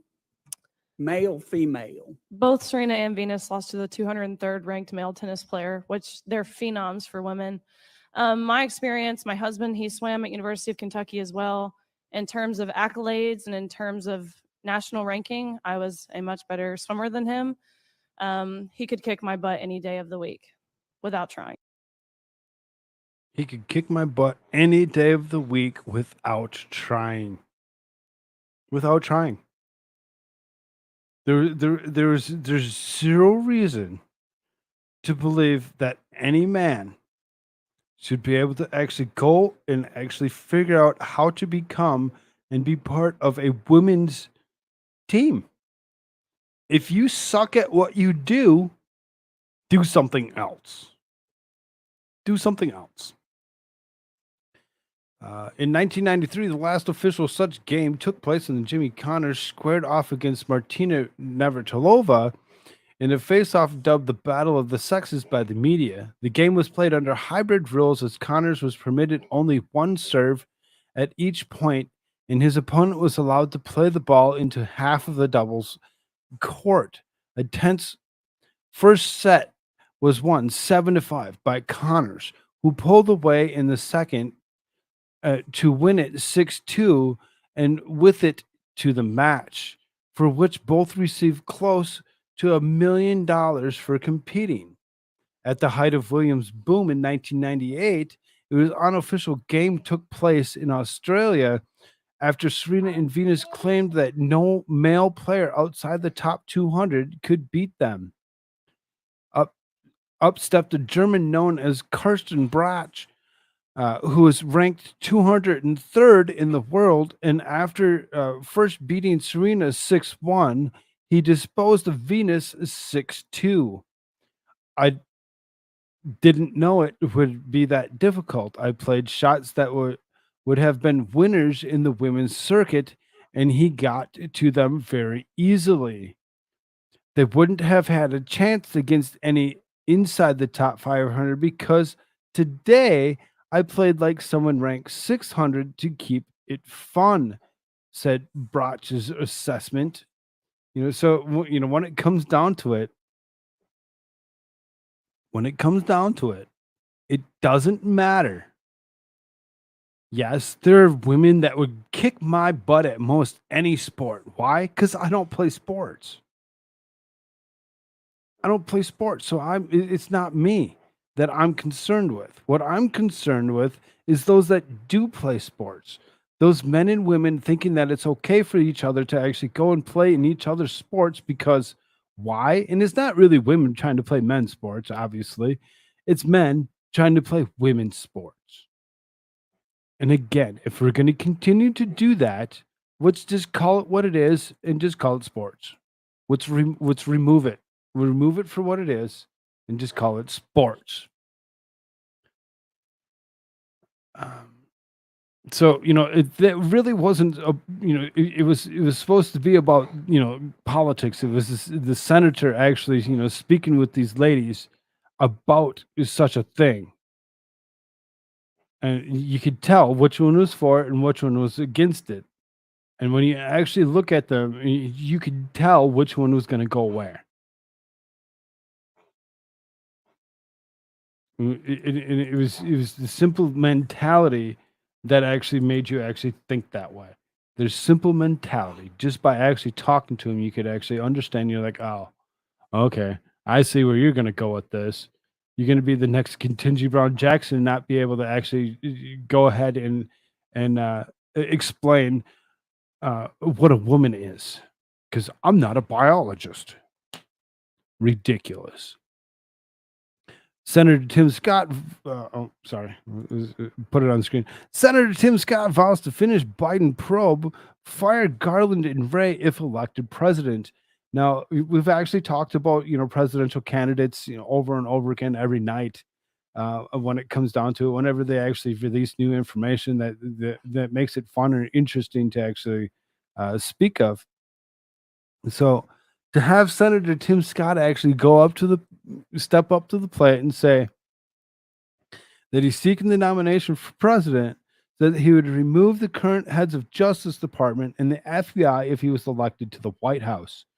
He would revamp what he could in all three-letter agencies to actually get them removed. Speaking of three-letter agencies, all of you that are actually here, if you actually think about it, you can go to americashirtsareFirst.com, use promo code Koolfrogg. You get 15% off in that store. You get three-letter agency shirts, jabby stabby shirts. He's got plenty different fun, interesting things to go along with news and politics. I don't know where he's been lately. He's supposed to be around last week, a couple days, and I had not heard from him since. During Tuesday's town hall forum hosted by Sean Hannity of Fox News, Scott has asked about the opinion in the plea deal that Hunter Biden agreed to earlier that day. Under his deal with the Justice Department, Hunter Biden, who has been under federal investigation since 2018, is able to avoid jail time by pleading guilty to 2 tax misdemeanors and entering a probation agreement for the felony gun possession charge. Many Republicans criticize the deal as letting Hunter Biden off easy, a stark contrast to the legal treatment former President Republican 2024 frontrunner Donald Trump has received. Sad to say, I don't believe right now in America, and we have equal justice under laws and equal application of our laws. I worry if we don't have equal justice. We all know this, that the big guy has some explaining to do without any question, Scott replied, referring to what Joe Biden had called by an executive of Ukraine energy company Burisma, where Hunter Biden is hired to serve as the advisory board from 2014 to 2019, despite having no experience in the energy industry. We cannot be the city in the hill if we are not first the nation of law and justice. We cannot fulfill our destiny as America if we do not have the Lady of Justice wearing a blindfold. Scott moved on to say that the public should thank Senator Chuck Grassley, House Oversight Committee's James Comer, for keeping pressure and ongoing investigation into the Biden family. Last month, Grassley and Comer demanded that the FBI provide a document detailing what they call a criminal scheme involving Joe Biden when he was vice president. In response to the demand, the FBI official told the senators that the agency would begin the constitutionally mandated accommodation process, but did not provide the document to confirm whether it exists, saying that the mere existence of such document would establish little beyond the fact that a confidential human source provided information and the FBI recorded it. Scott vowed to complete the probe during his presidency if Grassley and Coomer didn't complete it before then. If they can't finish their investigation, President Tim Scott will finish it, Scott told the cheering audience. We're going to fire Joe Biden, and then we're going to fire Attorney General Merrick Garland and fire FBI Director Christopher Wray. We are going to restore the confidence and integrity of the Department of Justice. He's kind of growing on me. He's kind of growing on me as a person that would actually might be something decent for this job. I really seriously, the fire, the excitement that he actually pushes at it, and actually makes them actually, his constituents actually cheer and scream for him. It really makes me excited to actually think that there could be some interesting people to be paying attention to in these next year. Scott pointed to the Justice Department's targeting the pro-life activists and tagging the parents who speak against the school board meetings about their children's education and the domestic threat of the FBI's database. It's unacceptable and un-American to weaponize the Department of Justice against your political opponents, he said. Republican contenders on DOJ. Tim Scott is not the first 2024 Republican nomination contender to promise changes in the Justice Department leadership. Last month, during a Twitter broadcast, presidential campaign announcement, GOP 2024 candidate Ron DeSantis said that he would not keep Christopher Wray as director of the FBI. There will be there will be a new one on day one, the governor said. DOJ and FBI have lost their way. In terms of attorney general, you need someone who's got really strong backbone. You need somebody that knows you're going to be there if you're going to take care of business. The Washington Post is not going to like you. New York Times is not going to like you. You're going to get attacked by CNN, and you got to wear that as a badge of honor. You can't try to please polite society, because otherwise you'll just get captured by the institution itself. Now, I know there's so many that are like, if they didn't vote for Trump, that they would actually go ahead and they would vote for DeSantis. Everybody loves DeSantis for what he is and for what, what he's actually about, what he's done for Florida. And when it comes down to it, I really don't care for the guy. I really seriously don't. I don't think that he's really necessarily the best person for president right now. Maybe in 4 years, maybe he'll actually be the guy that will actually excite me, but he's not really exciting me at all. Not somebody that I'm really looking at to actually be anything. The dictatorship controls all. We'll get into the dictatorship here in a short moment. Stay with me. All federal charges flow through the office. If the AG won't do it, it cannot be done without replacing the AG. Which understandable. You do have to actually replace the, attorney general as well. So I mean, yeah, they've named a couple people that they want to replace, but these are names that they actually, to make the crowd go crazy. So as far as AG goes, I agree with you for sure. Make me director of the ATFE. I will get the tobacco epidemic solved, as that falls under the mission statement. Never again.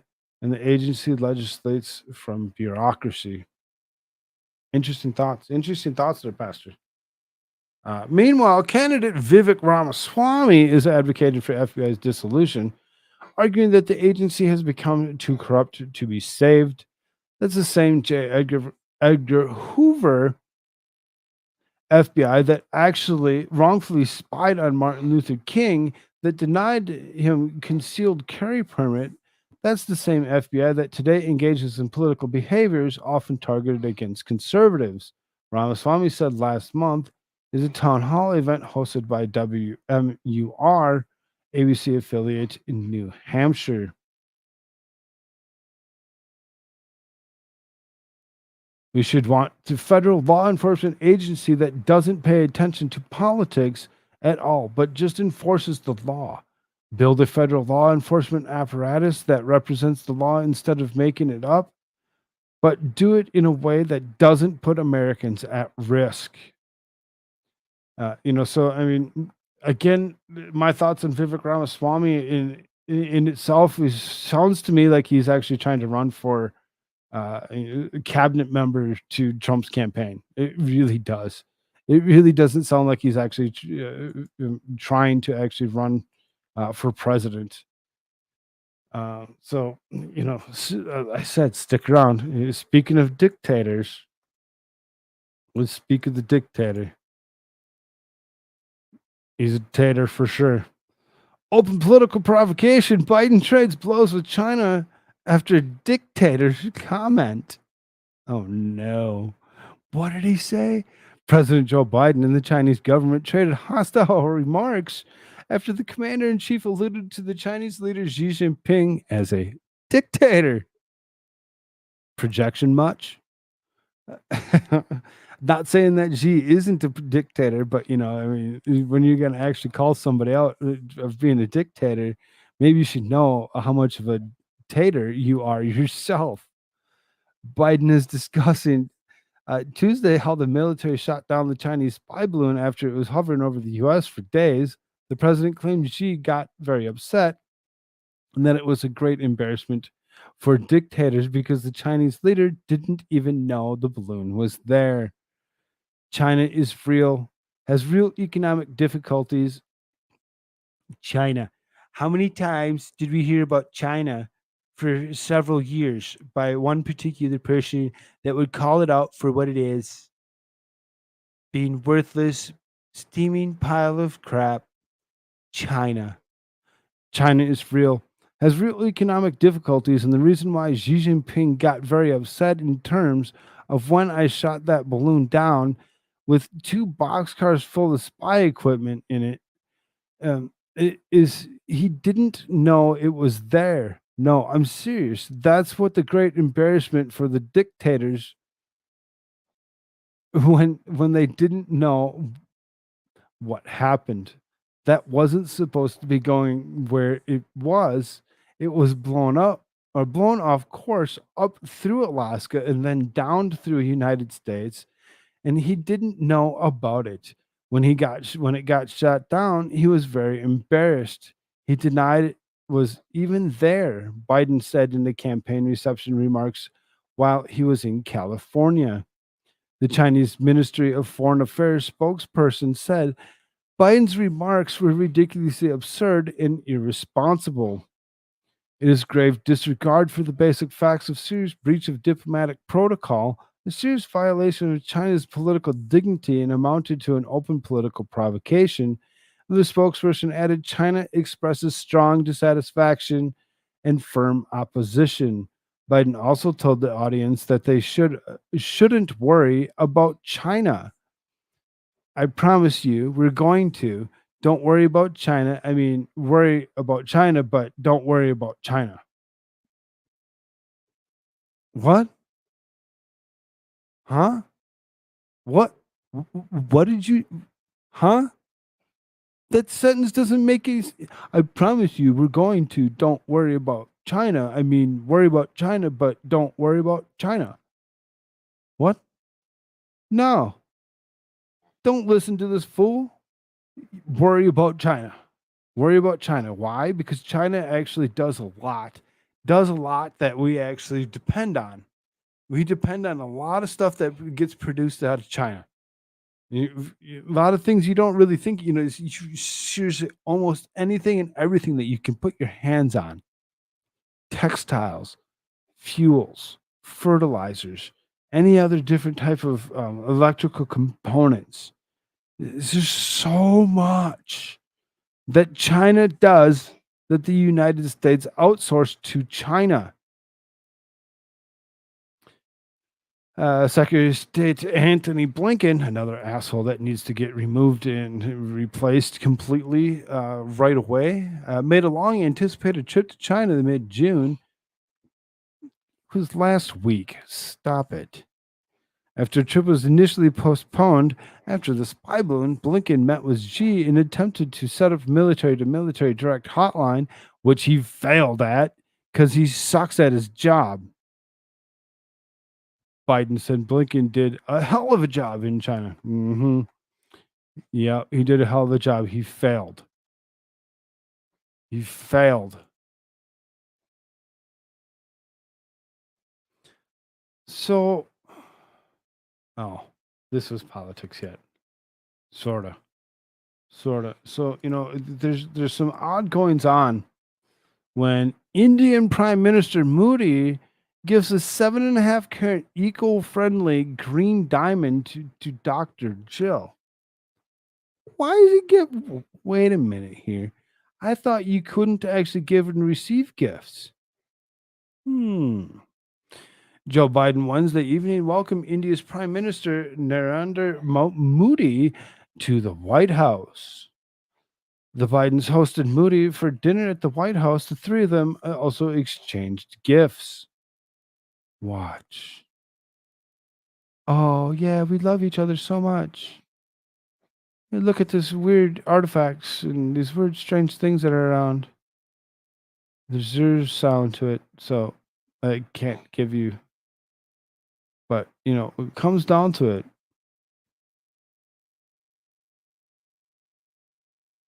Joe's like, "Oh, I want the diamond." He goes and he hands it to Jill. Says, "Here you go. There's your gift." Why did she put it where she did? Really? She's gonna put it on her right hand like she's getting engaged to him or something? Hmm. She responded with, "That's the pot calling the kettle." Yeah, I'm sure he did. I'm sure he did. Lab produced diamonds aren't actually worth that much. But still, beside the point. Beside the point was gifting anything I thought was supposed to be frowned upon. Why she put it where she did is weird.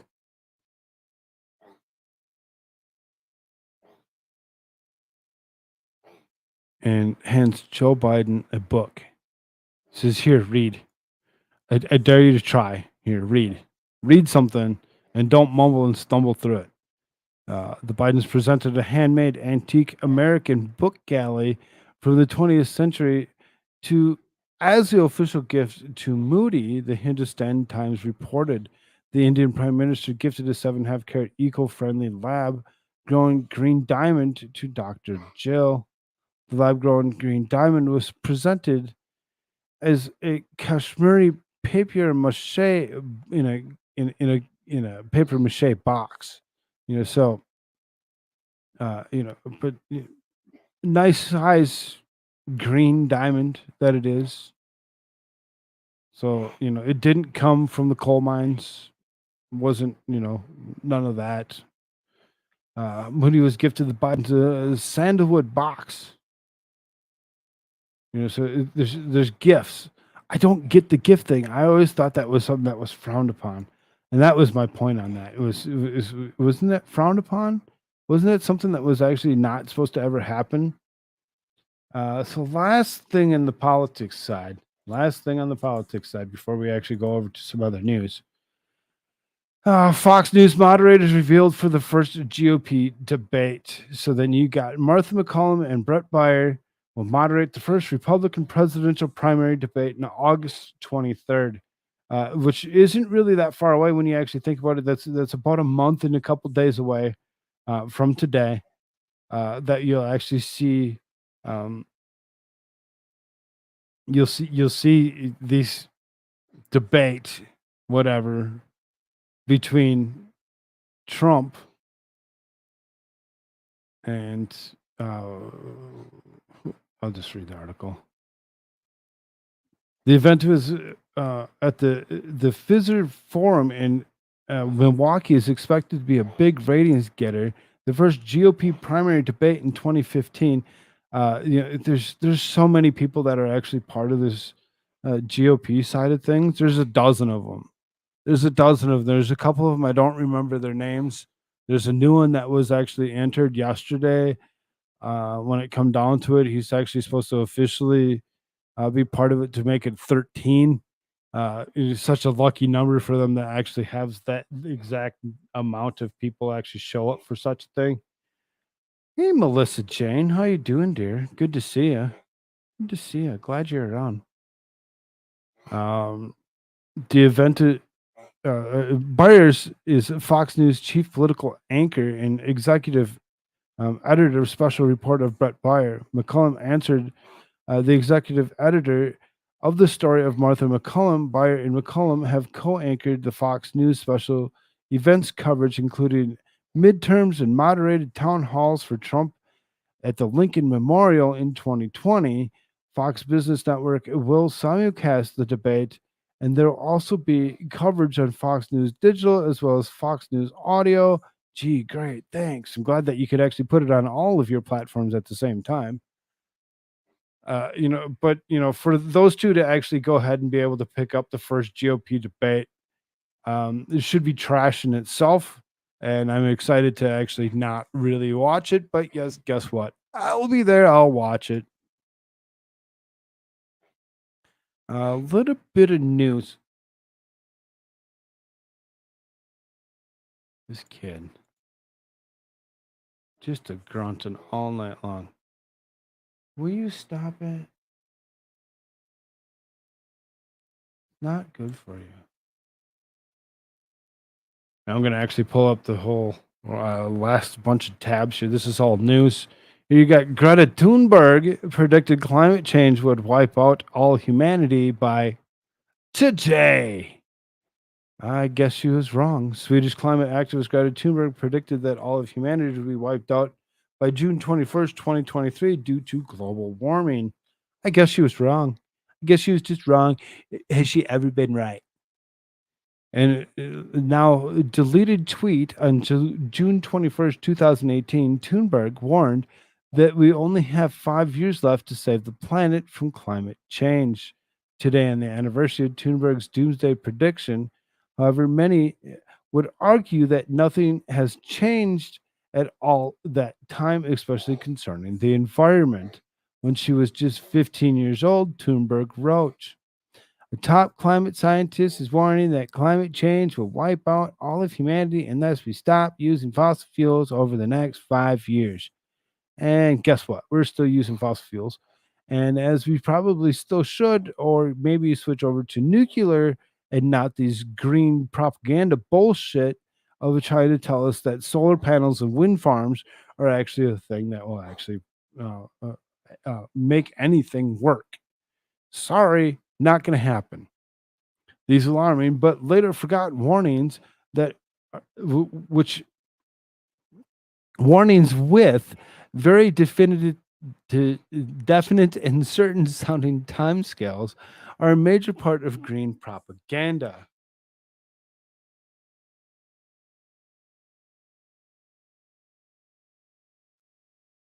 This particular instance has taken the life in its own due to the Streisand effect, given the deadline date approaching. Thunberg was caught having deleted claim.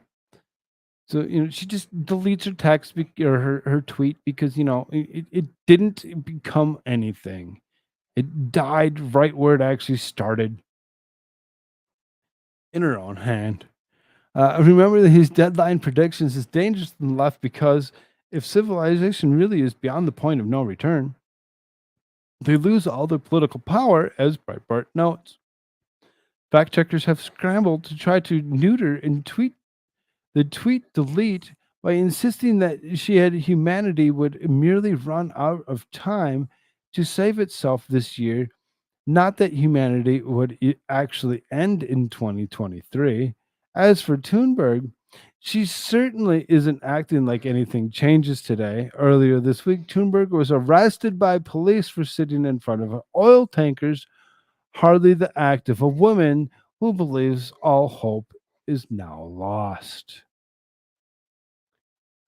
I guess we're calling her a woman now. She's no longer a child. Ew. Disgusting. I found this kind of interesting. It's like when you dig around and and you come across something that shows such an interesting thought, you have the tendency to pull it up and be like, "What the heck is this?" A farmer suddenly died from a tick bite that doctors found left them terrified. A farmer in Kansas's death had the medical world stumped. The man was healthy as a horse, as they say. He was not feeling well, checked into a hospital with sudden onset of symptoms, and 10 days later, he's dead. Doctors have finally figured out what had killed him: the bourbon virus. The farmer lived in Bourbon, Kansas, and the virus that killed him will forever be known as the bourbon virus. Believe it or not, this came from a tick bite. It took the CDC months to isolate the diagnosis of the virus that killed him. Dr. Dana Hawkinson, the infectious disease specialist who treated the patient at the University of Kansas Hospital in Kansas City, said, "I think we have to assume This has been around the same time that we haven't been able to diagnose it. We suspect there will be milder cases of people have recovered from them, but we don't have a lot of information. The blood had been sent to the CDC for testing, but typical viruses that might be present all tested negative. um, Dr. J. Aaron Staples, a medical epidemiologist at the CDC laboratory in Fort Collins, Colorado, stated, "We will be working with the state local health departments come springtime to do extensive field investigations. Currently, there's no treatment for the virus." It's kind of strange that they actually go ahead and they call it the bourbon virus, just because it just so happened to come out of the Bourbon, Kansas. Sounds kind of familiar when we actually go back and learn about ticks in themselves. And where Lyme's disease comes from is out of the city of Lyme. We're so intelligent. We give names so wisely to the diseases and viruses that succumb us. It's the bourbon virus because it comes out of Bourbon, Kansas. Really, really, the hell. Idaho man charged with 4 counts of murder in shooting deaths of his neighbors, including 2 teens. Kellogg, Idaho. A northern Idaho man has been charged with 4 counts of first-degree murder in Berkeley after prosecutors said he went to a neighbor's home to shoot and killed the family there, including 2 teens. Major John Kaler, 31, of Kellogg, was arrested Sunday night shortly after the shooting in a small mining community. Killed were Kenneth Gordape, 65, his daughter Kenna, 41, and her son, 18-year-old Devin Smith, and 16-year-old Aiken Smith. The family lived in the same multi-home building as Kaler. If convicted, Kaler could face a death penalty. He is being held without bond and has not yet entered a plea. Few details have been released about the shooting, and authorities have not said what they believe Kaler's motive may have been. But there had been a recent conflict between the families, police said. A week before the shootings, Kaler's family called police to complain that 18-year-old Devin Smith was standing in front of his bedroom window masturbating in view of Kaler's young daughters who were playing outside. Motivation enough? Maybe for some. A brand new tick-borne virus is pretty creepy. Yeah, definitely. Smith's family lived in the bottom unit of the duplex, and Kaler's family lived in the top unit. We responded to a call.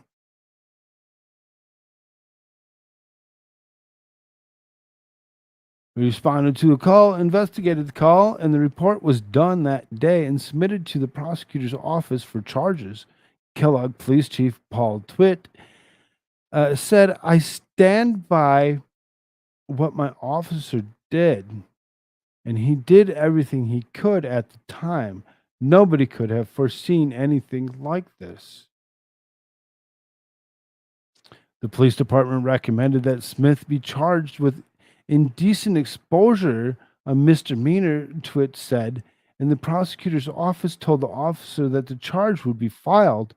There's no record of the charge in the online court system on Tuesday, however, which could mean that Smith had not yet been served with the formal charges before he died, or that the case had not yet been made public for another reason.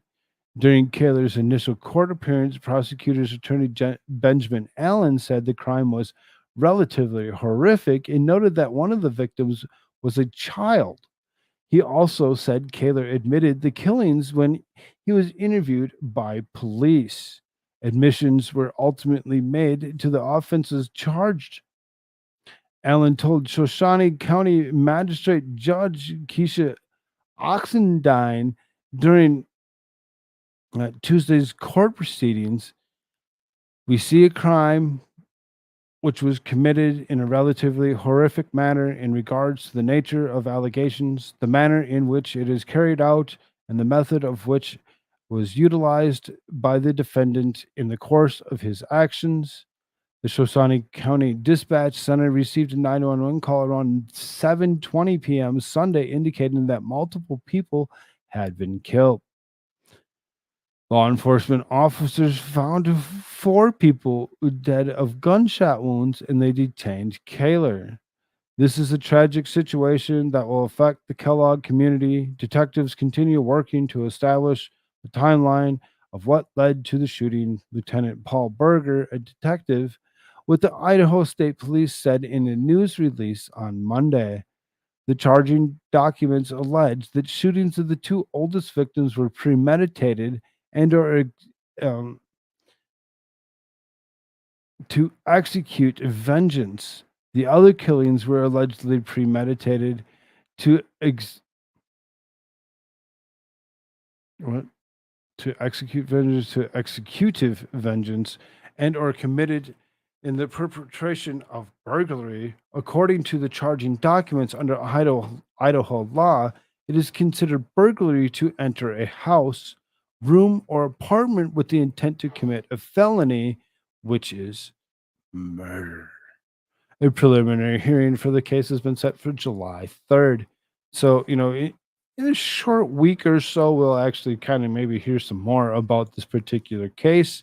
I'm sure there's plenty of different people that will actually show interest to this particular case. Kind of sad and disturbing to believe that this guy would actually be able to bring himself to the fact of actually going ahead and unaliving the whole bunch all at one time for one person's wrongdoings, which if he would have just left it alone, that person would have eventually gotten taken care of for their own wrongdoing.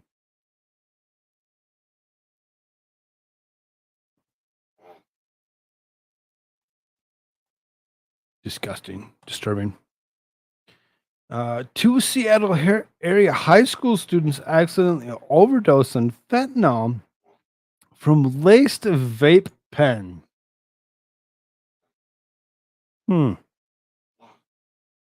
Vape pens.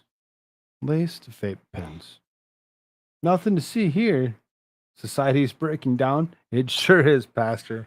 It sure is. The Bellevue School District of Washington State sent out an email on Tuesday to parents and staff of their high schools and the middle school informing them that 2 teens had accidentally overdosed in fentanyl use, vape pens which either contained or were laced with fentanyl. According to the email obtained by Post Millennial, the district is informed today of the incident involving 2 BSD high school students who were believed to have experienced accidental fentanyl overdoses. They were believed to have used vape pens which either contained or were laced with fentanyl. Thank you, China. The district did not name which school the students attended, nor if the overdoses occurred on campus. While honoring the privacy of those students and families directly impacted, we feel compelled to share information with our community to create more awareness about this deadly substance. Yes, very, very deadly. Um, it- it- it- all the dumb shit that I done as a kid, all the drugs that I used as a teenager, all the way through my 20s, really seriously, so glad that it's not like it is today. The mass amount of fentanyl, I would have totally succumbed to that. There's no way. There's no way that I wouldn't have. The district also included links of identifying fentanyl and recognizing overdose symptoms, as well as directions on how to order free Narcan, the overdose reversing medication. Additionally, the district encourages families to sit down with their children and discuss the risks of fentanyl. The email noted that King County families are facing a dangerous reality. Fatal fentanyl overdoses are on the rise. Even if you don't think that your child is at risk, they need to be prepared. talk, even if share the facts about fentanyl, what to look out for, and how to get and provide help in an overdose emergency. We used to have what we call DARE program that was actually supposed to actually help prevent the use of drugs in itself, which they told us that there'd be people that would walk around offering free drugs. I've never actually seen that, but at the same time, you could almost see something similar coming out eventually, where they'd actually start talking about fentanyl in the rise of such a drug. The district know that faculty continues teaching drug and alcohol use prevention units in middle and high school health classes, as well as training all counselors, nurses, and principals to recognize signs of drug and alcohol abuse and how to help. The email did not mention any disciplinary action for students who might bring the deadly substance to school, but did state that the district will continue to partner with local law enforcement and Youth East Side Services, who provide drug and alcohol counselors for all high schools to ensure a safe and bright future for our children. Some question the extent of the partnership because of the removing police from school campuses. In the wake of the defund the police movement, the district is now using a private security firm. Fentanyl overdoses continue to ravage the area. In April, King County passed the 2020 annual total of drug overdoses, only a quarter of the way through 2023, according to the data Seattle King County Public Health. In January, it was reported that King County Medical Examiner was running out of places to store the dead bodies due to the number of fentanyl overdoses. In nearby Seattle, the Seattle Fire Department responded to 671 suspected drug overdoses related calls in May alone, an increase of 599 in April, and 43% year over year increase to 404 from 434 in 2022. Earlier this month, Seattle City Council rejected legislation that would have empowered the city attorney to prosecute drug possession and public drug use. As a result of the vote, the King County Prosecuting Attorney's Office will have the sole authority to prosecute drug-related crimes. Before the vote, King County Prosecutor Lisa Mannion urged the council to allow the city attorney to prosecute drug crimes because her office could not handle the additional workload of Seattle's cases.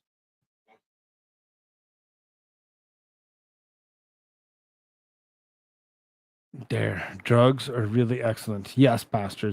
That is the acronym. Definitely. The drug awareness programs in the schools are a joke.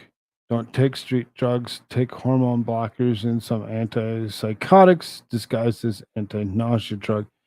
A lot of things have actually changed since we were young in school.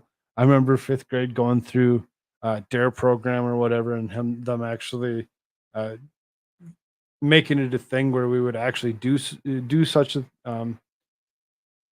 have to actually required us to actually take such a class. When it came down to it, that's the one thing from Ronald Reagan's administration that I really seriously don't like.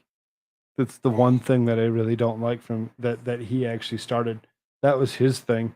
That was Reagan's thing to actually do the drug awareness resistance education.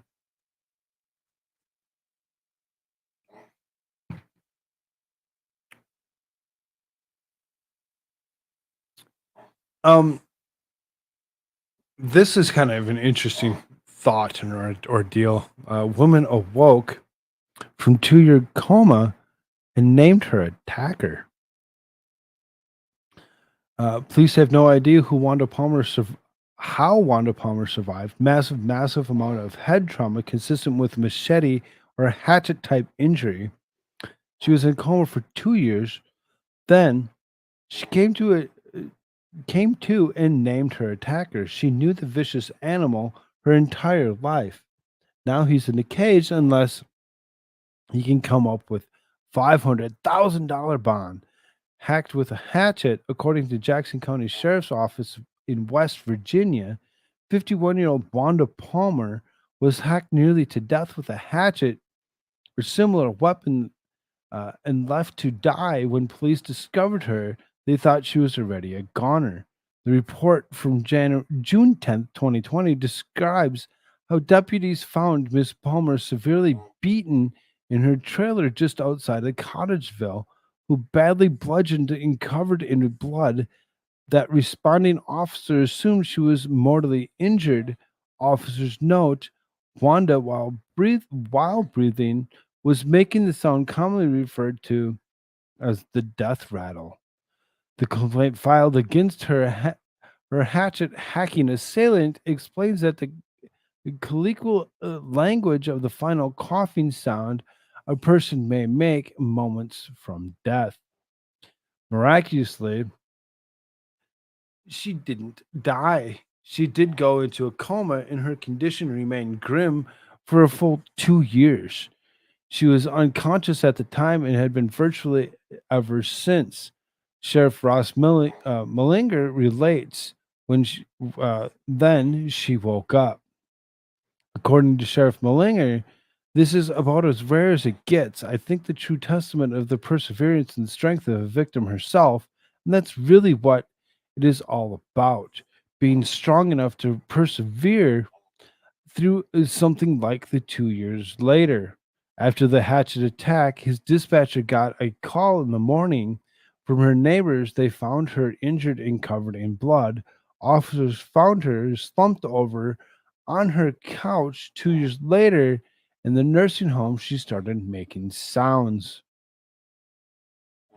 Some single words in June 27th, 2022. Detectives in the case got a call that they never expected. It was Wanda Palmer's caseworker letting them know that she had uttered some single words and was appropriately responding when asked questions. She wasn't well enough for an interview until July 12th. The deputy went into Wanda Palmer's room and facility to speak one on one, and she said she appeared to be orientated in the situation and gave coherent and relevant answers. She named her attacker and knows him well. During the interview, Wanda Palmer told the deputy that the person who attacked her was her brother, Daniel, why bludgeoned her with a hatchet because he's mean. Police charged 55-year-old Daniel Palmer with attempted murder and malicious wounding of the sister. As soon as she woke up, she indicated the hatchet wounds in her head and said, brother. She made the effort to spell it out for everyone. Daniel. When Bubba showed up for court in arraignment, he didn't make any brownie points with the judge when he came to the court Friday in the combative forcing multiple deputies to drag him out of the courthouse. Considering the suspect all along due to previous violent history between the siblings, Daniel Palmer swore up and down he didn't do it. He claimed he had not been to his sister's home for days prior to her attack. One of the neighbors put him at the scene in the front doorway at Wanda's trailer at midnight in the night that she was assaulted. He never expected her to survive the brutal hatchet attack, but she did, and she's demanding justice. Good, good. Take him down. Take down your brother. Your brother's just a horrible, disgusting person that doesn't deserve to actually live. I really seriously don't know what West Virginia's death penalties are like. You can see this article is from a few days ago.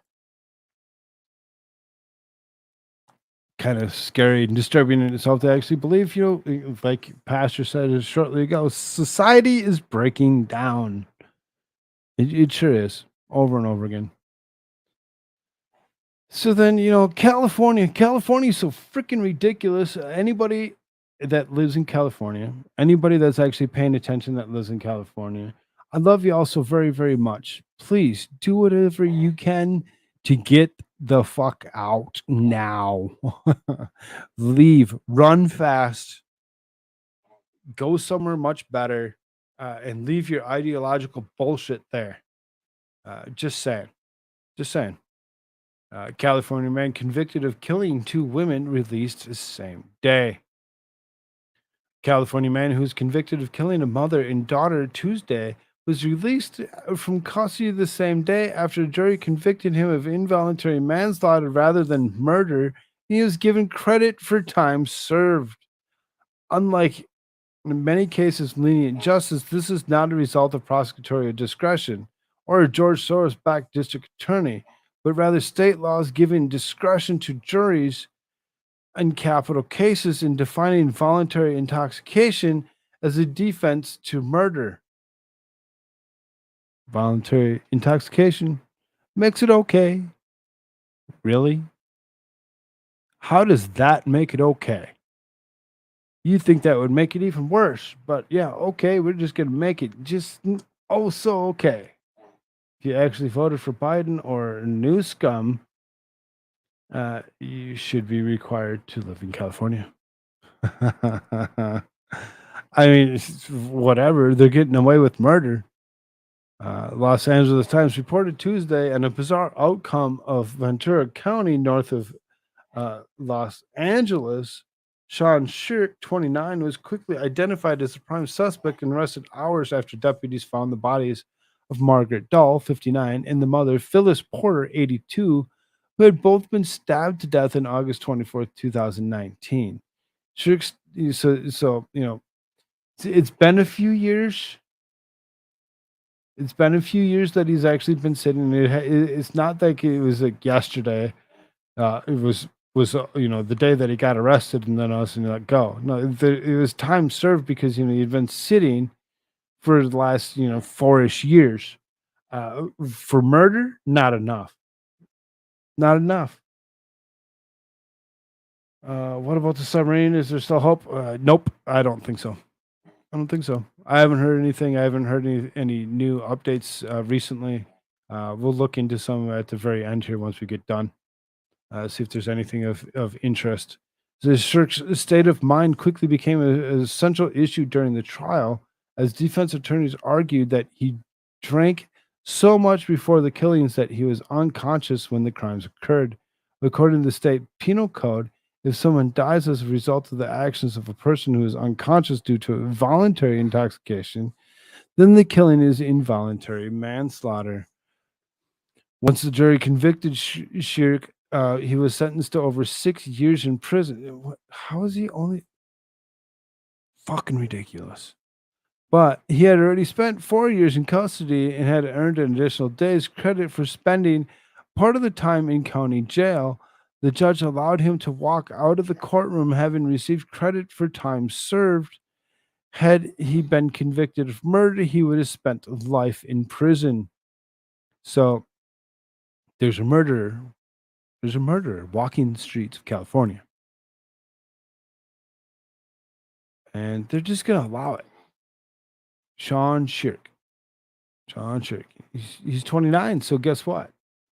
He gets to live a long life of maybe potentially doing it again. All he has to do is make sure that he's drunk before he goes and does it.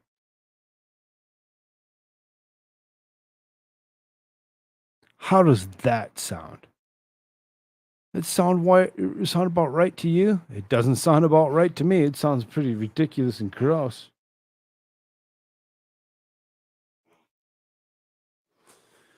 Oh my freaking lord. To infinity and beyond, latest LGBTQIA P2S plus pride flag features a rainbow infinity symbol.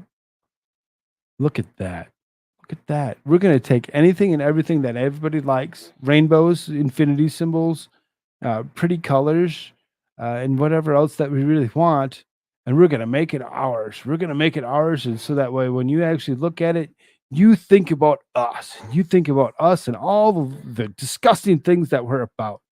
The latest update of ever evolving LGBTQIA P2S plus pride flag.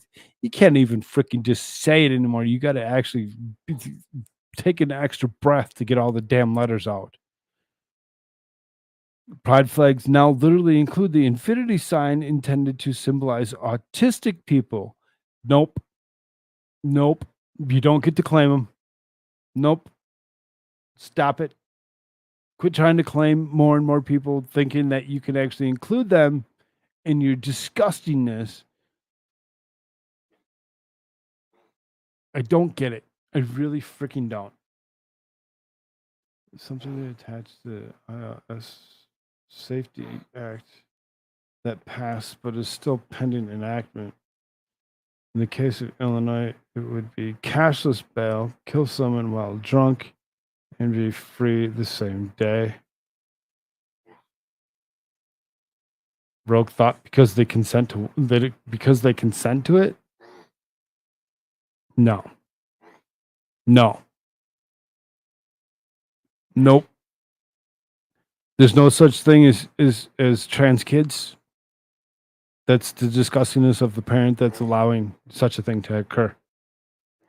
Valentino Vicente, a creator of intersex inclusive pride flag, which added a yellow chevron and a purple circle as a progressive pride flag in order to symbolize intersex people, those who are born with the ambiguities of their sexual organs, has updated the flag as apparently it's not inclusive enough, despite previously claiming that her flag was a flag for everyone. Vicente evidently evolved into thinking that he saw fit to add a rainbow colored infinity symbol to recognize the broad, varied experience of those with neurodiversity who wish to feel visibly included in our pride flag. Vicente, who goes by she, they pronouns, added, of course they do. Of course they do. I hope it brings you joy this pride season. The detail of the flag, the rainbow infinity symbol, touches every color of every section of the pride flag. I am happy and freely share the flag files of this version of the intersex inclusive pride flag. I created this version of my flag simply as an offering for those who wish for it. Please remember that there are already an autistic pride flag which you can download at Wikipedia for rainbow infinity symbol with yellow background. It touches every single color. Isn't that great? Isn't that so much fun? What the fuck? Stop being disgusting. Stop trying to push your bullshit of inclusivity across the world to people that don't need it. TQ ruined LGB? Yes. They sure did. And look what they're doing. Was being sarcastic? Good thoughts there, Rogue Thought. I'm glad you're being sarcastic. Sarcasm is really hard to actually read in chat. It really is. Sometimes it comes across wrong because usually when we read text, which I hate so much, we add our own inflections to it to actually make it sound or make it sound like that's our own thoughts.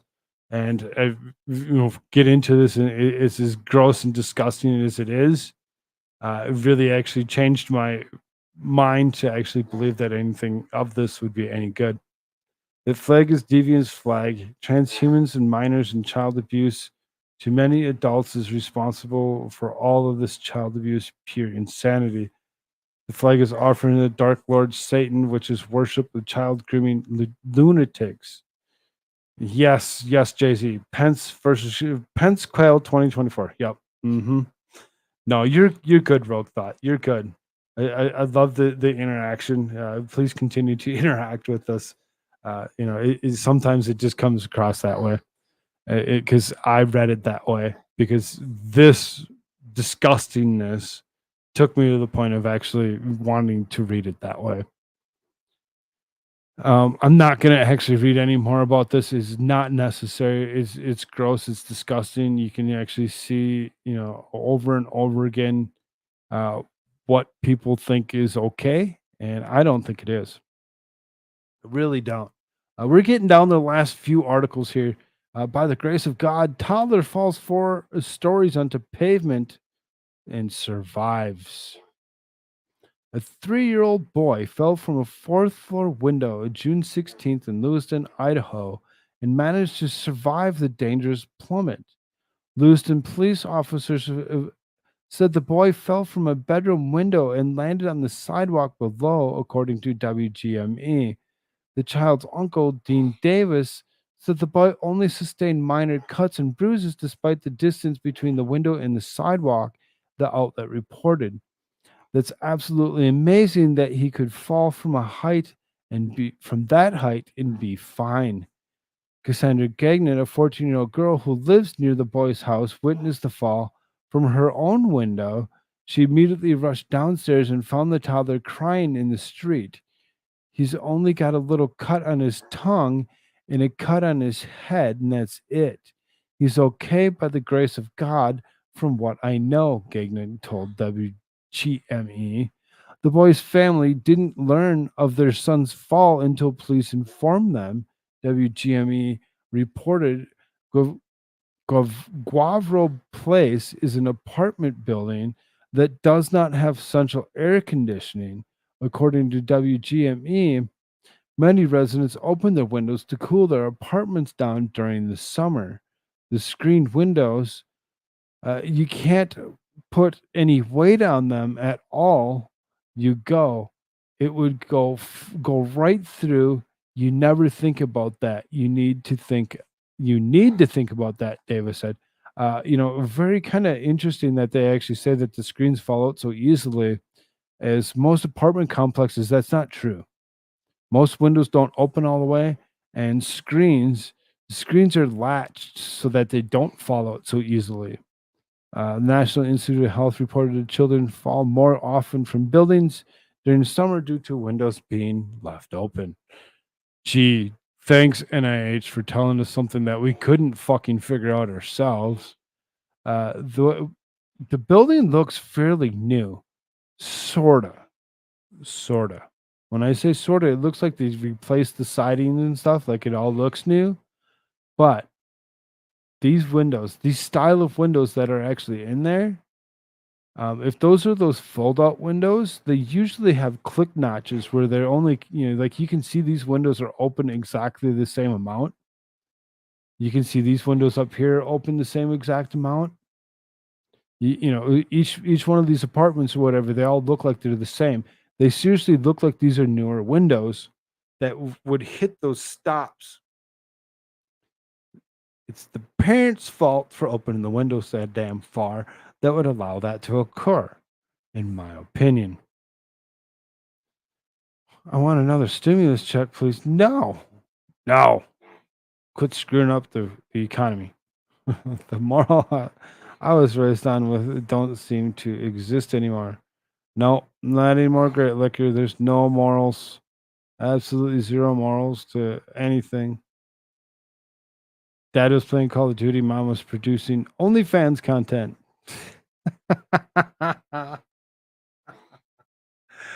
Yeah, kids and mutants. Yeah, I mean, really, when you think about it, that distance from a fourth floor all the way down, almost anybody would actually succumb to that. Almost anyone. It's amazing that this child actually did live that fall. It really is amazing. And then when you actually think about it, it's like uh, fourth floor. 1, 2, 3. 1, 2, 3. Were they living in the back of the building where it's a little taller and it's almost 4 floors?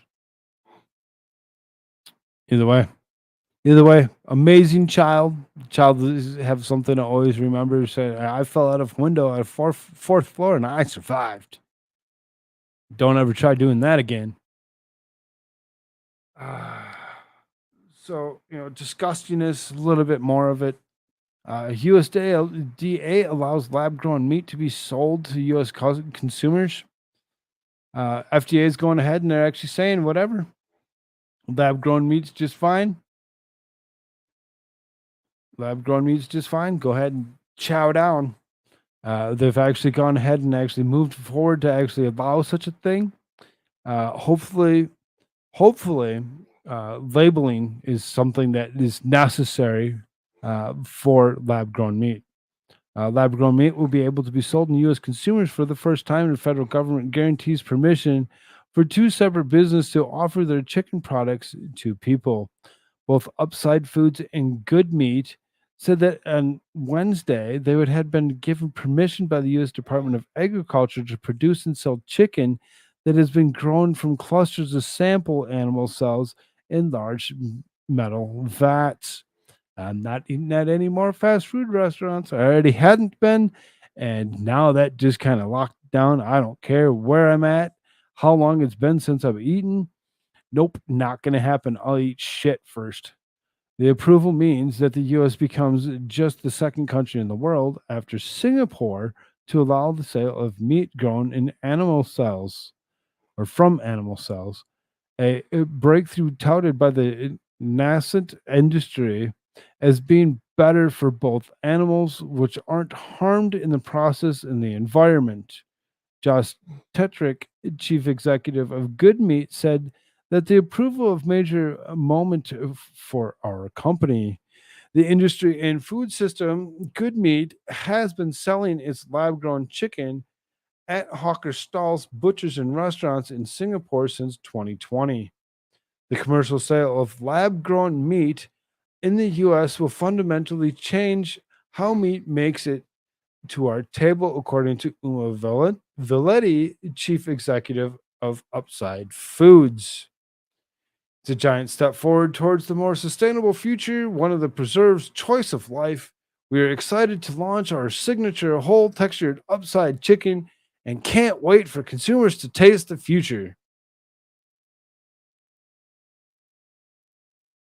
Anybody interested in some lab grown meat? Sounds tasty. Sounds tasty. I'm not interested. They can go fuck themselves. They really can. That's as far as I care. Both companies had previously received approval from the U.S. Food and Drug Administration, and now sent lab-grown meal sectors gathered pace in the U.S. over the past year, with a number of different startups jostling the position and challenge plant-based offerings such as the Impossible Burger, which have struggled of late. Yep, because they did the Impossible Burger, I went ahead to the point of actually being like, guess what? Because you say that it tastes the same, I know better.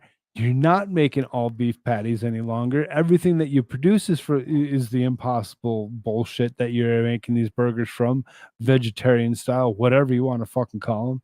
And guess what? I know just as well as me that several other people felt the same way.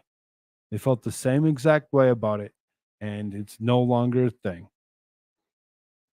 Nope, not gonna happen. No Burger King for me. Um, the new products are not vegetarian, but rather meat that has been grown in sort of a setting more familiar with pharmaceutical industry than the food sector. A scraping of cells after taking the animal, such as a cow or a chicken, and then manipulated into cuts of meat by bioreactors. Proponents of the sector claim that the superior in traditional livestock industry on animal welfare grounds, as well as ruinous impact meat production currently has upon the environment via greenhouse gas emissions, deforestation, air and water pollution.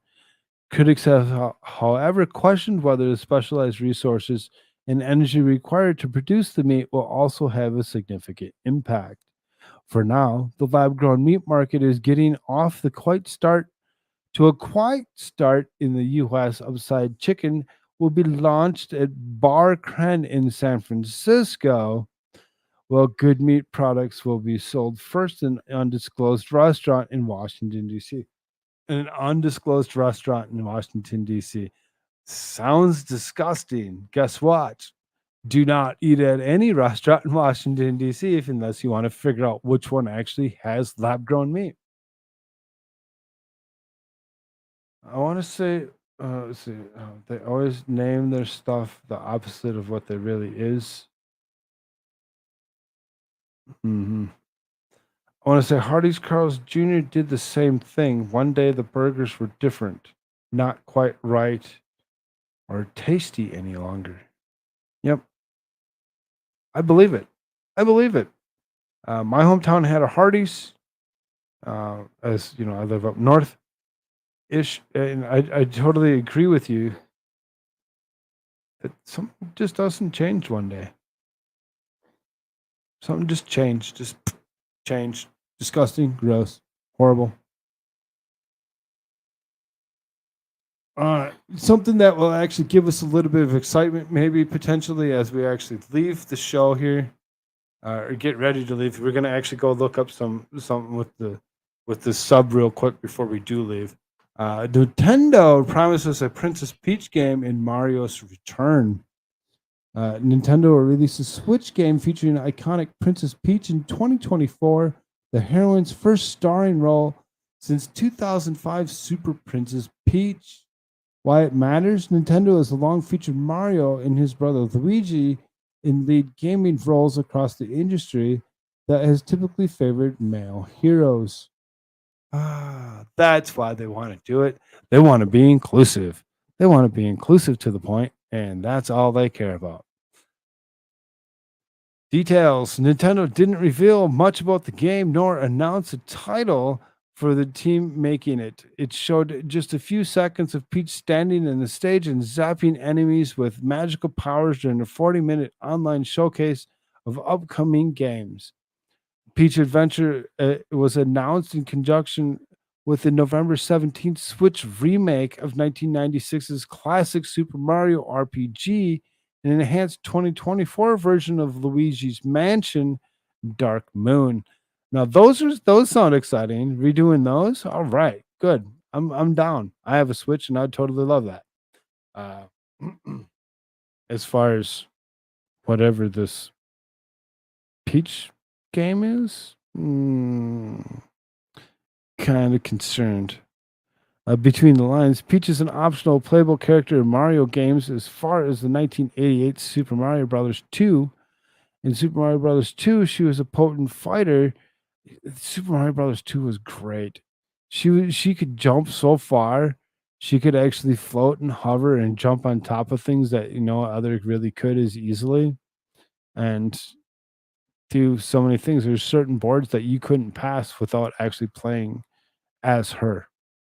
Uh, but she also relegated the roles that played tropes of female characters waiting on Mario to rescue her in some adventures, or in Super Princess Peach using mood swings like anger and sadness as superpowers against enemies. The big picture: Princess Peach characters got a modern makeover in this year's blockbuster Super Mario Bros. Movie. In the film, Peach, voiced by Anya Taylor-Joy, is a strong leader who trains Mario to fight in the Mushroom Kingdom. They're ruining games. They're going to go ahead and they're going to ruin games while they're at it because they're like, let's do that.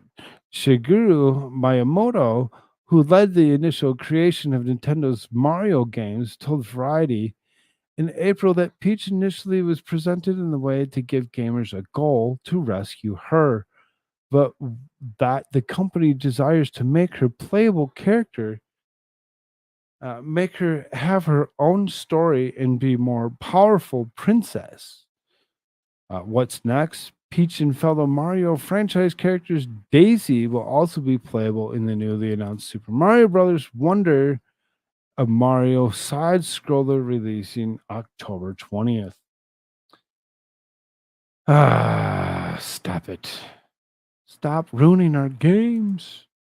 That's all they want to do is just ruin everything. They want to interject. They want to actually add femininity to almost anything they possibly can.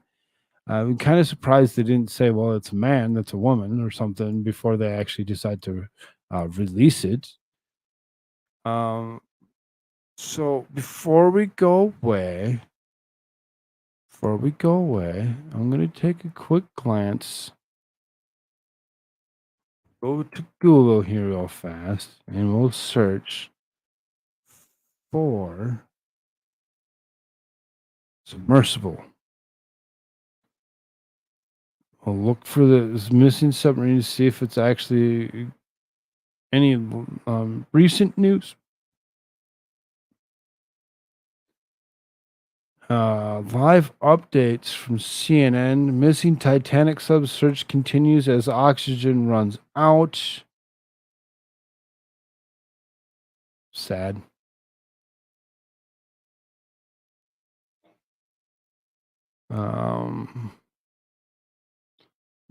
Health risks facing the crew. More banging noises heard in the search of missing Titanic bound submarine.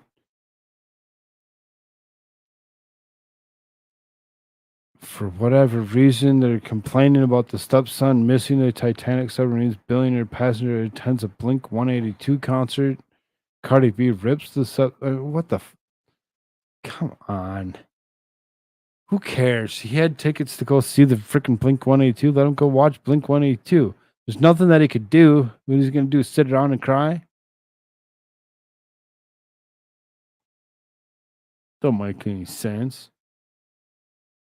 It really does not look as though they've actually found it yet. Looks like it could potentially had already run out of air.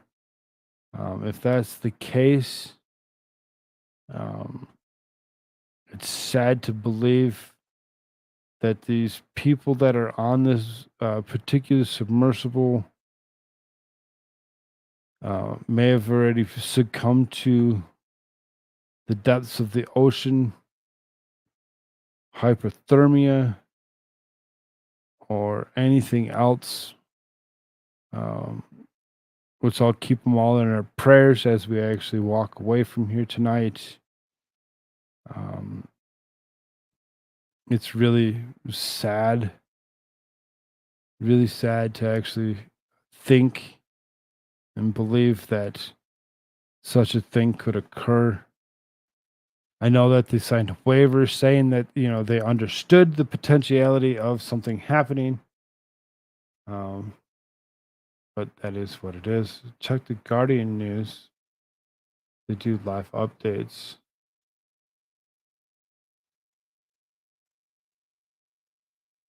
There is still that's the live update. There's no nothing that's actually usually do the Guardian US anyway, so the Guardian US is an easy site for me to actually pick up here. It was just going. I'll just throw the whole thing up real quick.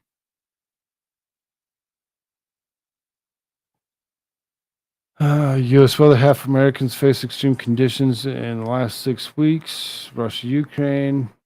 Titanic sub search. More rescue equipment arrives amid fears for oxygen levels in Titan.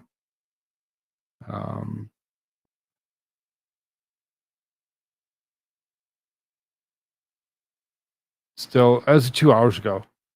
And that's what I was getting information. Oh, this actually says 7 minutes ago. Rescue team searching the missing Titan submersible saw reasons of optimism on Wednesday after they reported hearing underwater noises in the Atlantic, while stressing the sound of inconclusive and not confirmation the crew was still alive. The news did raise the question of what happens when the sub is located and what equipment will be necessary to retrieve it. As the search enters the critical phase, Jonathan Yerslami has taken a look at the vessels, the remote operated deep sea vessels that are being deployed, robot subs, an 8-kilometer winch, and equipment being deployed in search for Titan. So, more gear, more,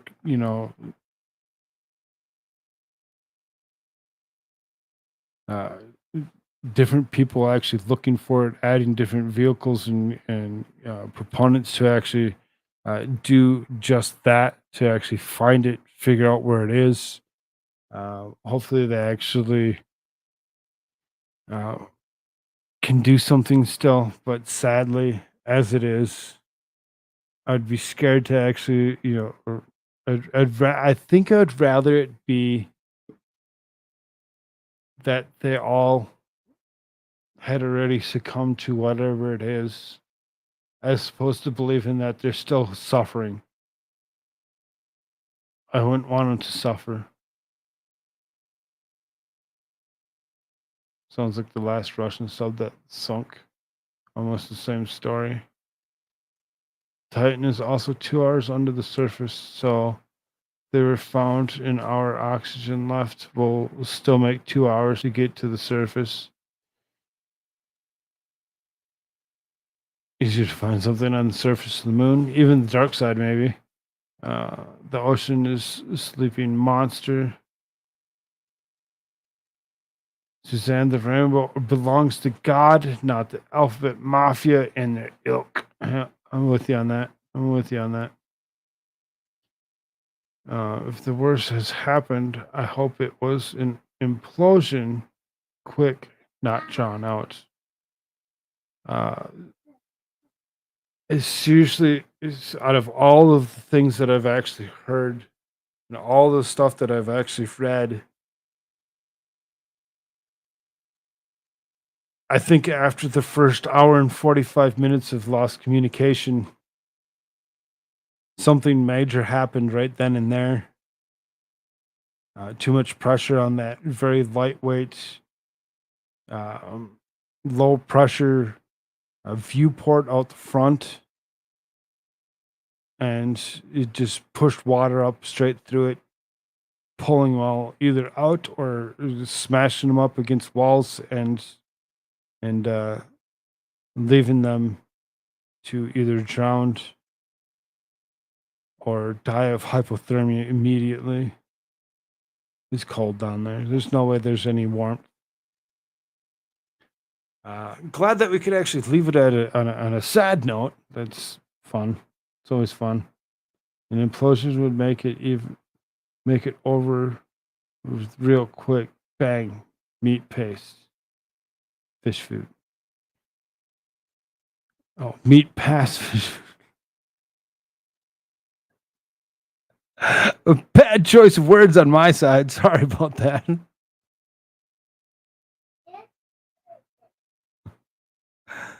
Oh, it's so bad. Sky News is actually saying oxygen supplies dwindling rapidly as ship with rescue robot nears scene. U.S. Coast Guard says the search of the missing Titan submersible is ongoing in the area where noises are detected. Oxygen and import of the vessel carrying 5 people and forecast to run out at 12:08 p.m. UK or Greenwich. So it was 12:08. 1, 2, 3, 4, 5, 6, 7. It's currently 7 a.m.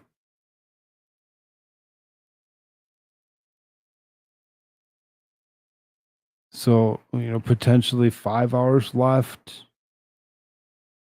I don't really not my mind really not thinking positive at the moment that, anything good is going to come of this. It's been too long. It's been too long, and sad as it is, I believe that they've already, passed on to something better. Rest their souls if that's the case. If not, let's all pray for him tonight as we actually go lay down. Thank you all so very, very much for joining me here tonight. I love you all so very, very much for being here. Thank you, thank you, thank you. And I'll leave you with one last thought. I don't want to live on this planet anymore. Later.